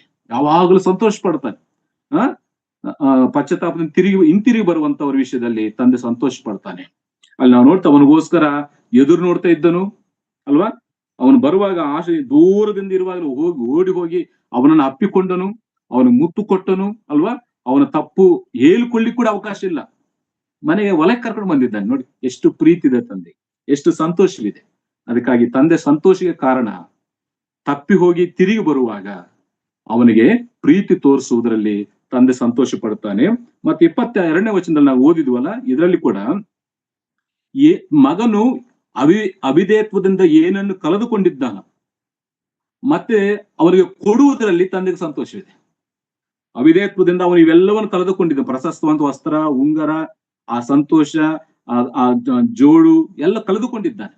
ಆದ್ರೆ ಹಿಂತಿರುಗಿ ಬರುವಾಗ ಅವನು ಏನೇನು ಕಳೆದುಕೊಂಡಿದ್ದಾನೋ ತಿರುಗಿ ಅವನಿಗೆ ಕೊಡುವುದರಲ್ಲಿ ತಂದೆ ಸಂತೋಷ ಪಡ್ತಾ ಇದ್ದಾನೆ. ಎರಡು. ಮೂರನೇದು 23ನೇ ವಚನದಲ್ಲಿ ಆ ಕೊಬ್ಬಿಸಿದ ಆ ಕರುವನ್ನು ತಂದು ಕುಯ್ಯಿರಿ, ಹಬ್ಬ ಮಾಡೋಣ, ಉಲ್ಲಾಸ ಪಡೋಣ ಅಂತೇಳಿ. ಅಂದ್ರೆ 23ನೇ ವಚನದಲ್ಲಿ ಆ ಕುಮಾರನೊಂದಿಗೆ ಕೂತುಕೊಂಡು ಊಟ ಮಾಡುವುದರಲ್ಲಿ ತಂದೆಗೆ ಸಂತೋಷವಿದೆ. 3 ವಿಷಯ. ತಂದೆಗೆ ಸಂತೋಷಕ್ಕೆ ಕಾರಣವೇನು? 3 ವಿಷಯ. ತಪ್ಪಿ ಹೋದಂತ ಮಗನು ತಿರುಗಿ ಬರುವಾಗ ಅಂತವನಿಗೆ ಪ್ರೀತಿ ತೋರಿಸುವುದರಲ್ಲಿ ತಂದೆ ಸಂತೋಷ ಪಡ್ತಾನೆ. 2, ಏನೇನು ಕಳೆದುಕೊಂಡಿದ್ದಾನೋ ಅದನ್ನು ತಿರುಗಿ ಕೊಡುವುದರಲ್ಲಿ ತಂದೆಗೆ ಸಂತೋಷವಿದೆ. 3, ಆ ಮಗನೊಂದಿಗೆ ಊಟ ಮಾಡುವುದರಲ್ಲಿ ಆತನ ಸಂತೋಷವಿದೆ. ಪ್ರಕಟಣೆ ಗ್ರಂಥ 3ನೇ 20ನೇ ವಚನದಲ್ಲಿ, ಇಗೋ ಬಾಗಿಲು ಬಳಿಯಲ್ಲಿ ನಿಂತು ತಡ್ತಾ ಇದ್ದೇನೆ, ಯಾವನಾದ್ರೂ ನನ್ನ ಸ್ವರವನ್ನು ಕೇಳಿ ಬಾಗಿಲು ತೆರೆದರೆ ನಾನು ಒಳಗೆ ಬಂದು ಅವನೊಂದಿಗೆ ನಾನು ಊಟ ಮಾಡ್ತೇನೆ. ದೇವರ ಸಂತೋಷ ನಮ್ಮೊಂದಿಗೆ ಇರಬೇಕು, ದೇವರು ನಮ್ಮೊಂದಿಗೆ ಅನ್ಯೋನ್ಯವಾಗಿರ್ಬೇಕಂತೇಳಿ ಆತನ ಇಷ್ಟಪಡುವಂತವನಾಗಿದೆ. ಇದು ತಂದೆಯ ಸಂತೋಷಕ್ಕೆ ಕಾರಣ. ಕಳೆದಾಗ ಒಂದು ವಿಷಯ ನಾನು ಹೀಗೆ ಮುಗಿಸ್ತೇನೆ. ಆ ತಂದೆಗೆ ದುಃಖ ಯಾಕೆ ಬಂತು ಹೇಳಿ ನಾವು ಓದಬೇಕಾದ್ರೆ 25ನೇ ವಚನದಿಂದ 32ನೇ ವಚನ ಹಾಗೆ ಸರಳವಾಗಿ ಹೇಳಿ ಮುಗಿಸ್ತೇನೆ. ತಂದೆಗೆ ಉಂಟಾಗುತ್ತಾ ದುಃಖಕ್ಕೆ ಕಾರಣಗಳೇನಂತಂದ್ರೆ, ದೊಡ್ಡ ಕುಮಾರನ ವಿಷಯದಲ್ಲಿ 28ನೇ ವಚನ, ಇದನ್ನು ಕೇಳಿ ಅವನಿಗೆ ಸಿಟ್ಟು ಬಂದು ಹೊಲಕ್ಕೆ ಹೋಗಲೊಲ್ಲದೆ ಇದ್ದನು. ಆಗ ಅವನ ತಂದೆಯು ಹೊರಗೆ ಬಂದು ಅವನನ್ನು ಬೇಡಿಕೊಂಡನು. ಈ 20ನೇ ವಚನದಲ್ಲಿ ಈ ದೊಡ್ಡ ಮಗನು ನಡೀತಿರುವಂತ ಆ ಔತಣದಲ್ಲಿ ಸೇರ್ಲಿಕ್ಕೆ ಮನಸ್ಸಿಲ್ಲದೆ ಅವನು ಹೊರಗಡೆ ನಿಂತ್ಕೊಂಡಿದ್ದ. ಆದ್ರೆ ಇವನು ಬಂದು ಎಷ್ಟೇ ಬೇಡಿಕೊಂಡ್ರು ಕೂಡ ಅವನು ಹೊರಗೆ ಹೋಗ್ಲಿಲ್ಲ. ಅದಕ್ಕೆ ನಾನು ಹೀಗೆ ಹೇಳ್ತೇನೆ, ಇಷ್ಟು ಕಾಲ ತನ್ನ ಜೊತೆದಲ್ಲಿದ್ದಂತ ತನ್ನ ಕುಮಾರನ ನಿಜ ಸ್ವರೂಪವನ್ನು ತಿಳಿದಾಗ ಅವನಿಗೆ ದುಃಖವಾಯಿತು. ಅರ್ಥ ಆಯ್ತಾ? ಇಷ್ಟು ದಿನ ನನ್ನ ಸಂಗಡಿ ಇದ್ದು ನನ್ನ ಜೊತೆಯಲ್ಲಿದ್ದು ಈಗ ನನ್ನ ಸಂತೋಷದಲ್ಲಿ ಪಾಲುಗಾರರಾಗದಿರುವಂತ ಅವನ ನಿಜ ಸ್ವರೂಪವನ್ನು ನೋಡಿ ಅವನಿಗೆ ದುಃಖವಾಯಿತು. ಎರಡನೇದಾಗಿ ತಂದೆಯೊಂದಿಗೂ ತಮ್ಮನೊಂದಿಗೂ ಸಂತೋಷ ಪಡ್ಲಿಕ್ಕೆ ಮನಸ್ಸಿಲ್ಲದೆ ಇದ್ದದ್ರಿಂದ ತಂದೆಗೆ ದುಃಖವಾಯಿತು. ಮೂರನೇದಾಗಿ ಬೇರೊಬ್ಬನಿಗೆ ಒಳ್ಳೇದಾಗ್ತಿದ್ದಾಗ ಇವನು ಸಹಿಸಿಕೊಳ್ಳದೆ ಇದ್ದದ್ರಿಂದ, ತನ್ನ ತಮ್ಮನಿಗೆ ಒಳ್ಳೇದಾಗ್ತಾ ಇದೆ, ಒಳ್ಳೇದನ್ನು ದೇವರು ತಂದೆ ಕೊಡ್ತಾ ಇದೆ, ಅದನ್ನು ಇವನಿಗೆ ಸಹಿಸಿಕೊಳ್ಳುವಂತ ಮನಸ್ಸಿಲ್ಲ. ಅದಕ್ಕಾಗಿ ಆ ಸಹಿಸಿಕೊಳ್ಳದೆ ಇರುವಂತ ಮನಸ್ಸು ನೋಡಿ ತಂದೆ ದುಃಖ. 3 ಕಾರಣ. ತಂದೆ ದುಃಖಕ್ಕೆ 3 ಕಾರಣ. ಇಷ್ಟು ಕಾಲ ತನ್ನ ಜೊತೆಯಲ್ಲಿದ್ದಂತ ಕುಮಾರನ ನಿಜ ಸ್ವರೂಪವನ್ನು ನೋಡಿ ಆತ ದುಃಖ ಪಟ್ಟಿದ್ದಾನೆ. ತಂದೆಯೊಂದಿಗೂ ತಮ್ಮನೊಂದಿಗೂ ಸಂತೋಷ ಪಡಲಿಕ್ಕೂ ಮನಸ್ಸಿಲ್ಲದಿದ್ದರಿಂದ ತಂದೆ ದುಃಖ ಪಟ್ಟಿದ್ದಾನೆ. ತನ್ನ ತಮ್ಮನಿಗೆ ಒಳ್ಳೇದಾಗ್ತಿದ್ದಾಗ ಅದನ್ನು ಸಹಿಸಿಕೊಳ್ಳದೆ ಇರುವಂತ ಮನಸ್ಸನ್ನು ನೋಡಿ ಆತನು ದುಃಖ ಪಟ್ಟಿದ್ದ. ಅದಕ್ಕಾಗಿ ಪ್ರಿಯರೇ, ಈ ಮೊದಲನೇ ಭಾಗವನ್ನು ಮುಗಿಸ್ತೇನೆ. ತಂದೆಯ ಬಗ್ಗೆ ನಾವು ನೋಡಿದ್ದೇವೆ, ತಂದೆಯ ಮೌನಕ್ಕೆ ಕಾರಣಗಳು ನೋಡಿದ್ದೇವೆ, ತಂದೆಯ ಸಂತೋಷಕ್ಕೆ ಕಾರಣಗಳು ನೋಡಿದ್ದೇವೆ, ತಂದೆಯ ದುಃಖಕ್ಕೆ ಕಾರಣಗಳು ನೋಡಿದ್ದೇವೆ. ಈ ಸತ್ಯದಿಂದ ನಮ್ಮನ್ನು ನಾವು ಪರೀಕ್ಷಿಸಿಕೊಳ್ಳೋಣ. ಒಂದು ವೇಳೆ ತಂದೆಗಳಾಗಿದ್ದರೆ ತಂದೆಯ ಸ್ಥಾನದಲ್ಲಿ ನಾನು ಹೇಗಿದ್ದೇನೆ ಪರೀಕ್ಷಿಸಿಕೊಳ್ಳೋಣ. ಒಂದು ವೇಳೆ ಮಕ್ಕಳಾಗಿದ್ದರೆ ಮಕ್ಕಳ ಸ್ಥಾನದಲ್ಲಿ ನಾನು ಹೇಗಿದ್ದೇನೆ ಅದನ್ನು ನಾವು ಪರೀಕ್ಷಿಸಿಕೊಂಡು ಆ ತಂದೆಯಾಗಿರುವಂತ ದೇವರಿಗೆ ಸಂತೋಷವನ್ನು ಹುಟ್ಟಿಸುವವರಾಗಿ, ಆತನಿಗೆ ಮಹಿಮೆಯನ್ನು ಹುಟ್ಟಿಸುವವರಾಗಿ ನಾವು ಜೀವಿಸುತ್ತಾ ಈ ಭೂಲೋಕದಲ್ಲಿ ಜೀವಿಸೋಣ. ಆ ರೀತಿಯಾಗಿ ಜೀವಿಸಲಿಕ್ಕೆ ದೇವರ ಆತ್ಮ ನಮ್ಗೆ ಸಹಾಯ ಮಾಡ್ಲಿ. ಕರ್ತನ ಚಿತ್ತವಾದರೆ ಮುಂದಿನ ದಿನಗಳಲ್ಲಿ ಚಿಕ್ಕ ಕುಮಾರನ ಬಗ್ಗೆ ಮತ್ತು ದೊಡ್ಡ ಕುಮಾರನ ಬಗ್ಗೆ ನಾವು ಆಲೋಚನೆ ಮಾಡೋಣ. ದೇವರು ಕೊಟ್ಟದ್ದು ಮಾತು ಮುಗಿಸುತ್ತಾ ನಿಮ್ಮೆಲ್ಲರಿಗೆ ನನ್ನ ಧನ್ಯವಾದ ತಿಳಿಸ್ತಾ ಇದೆ. ಎಲ್ಲರೂ ಧನ್ಯವಾದ.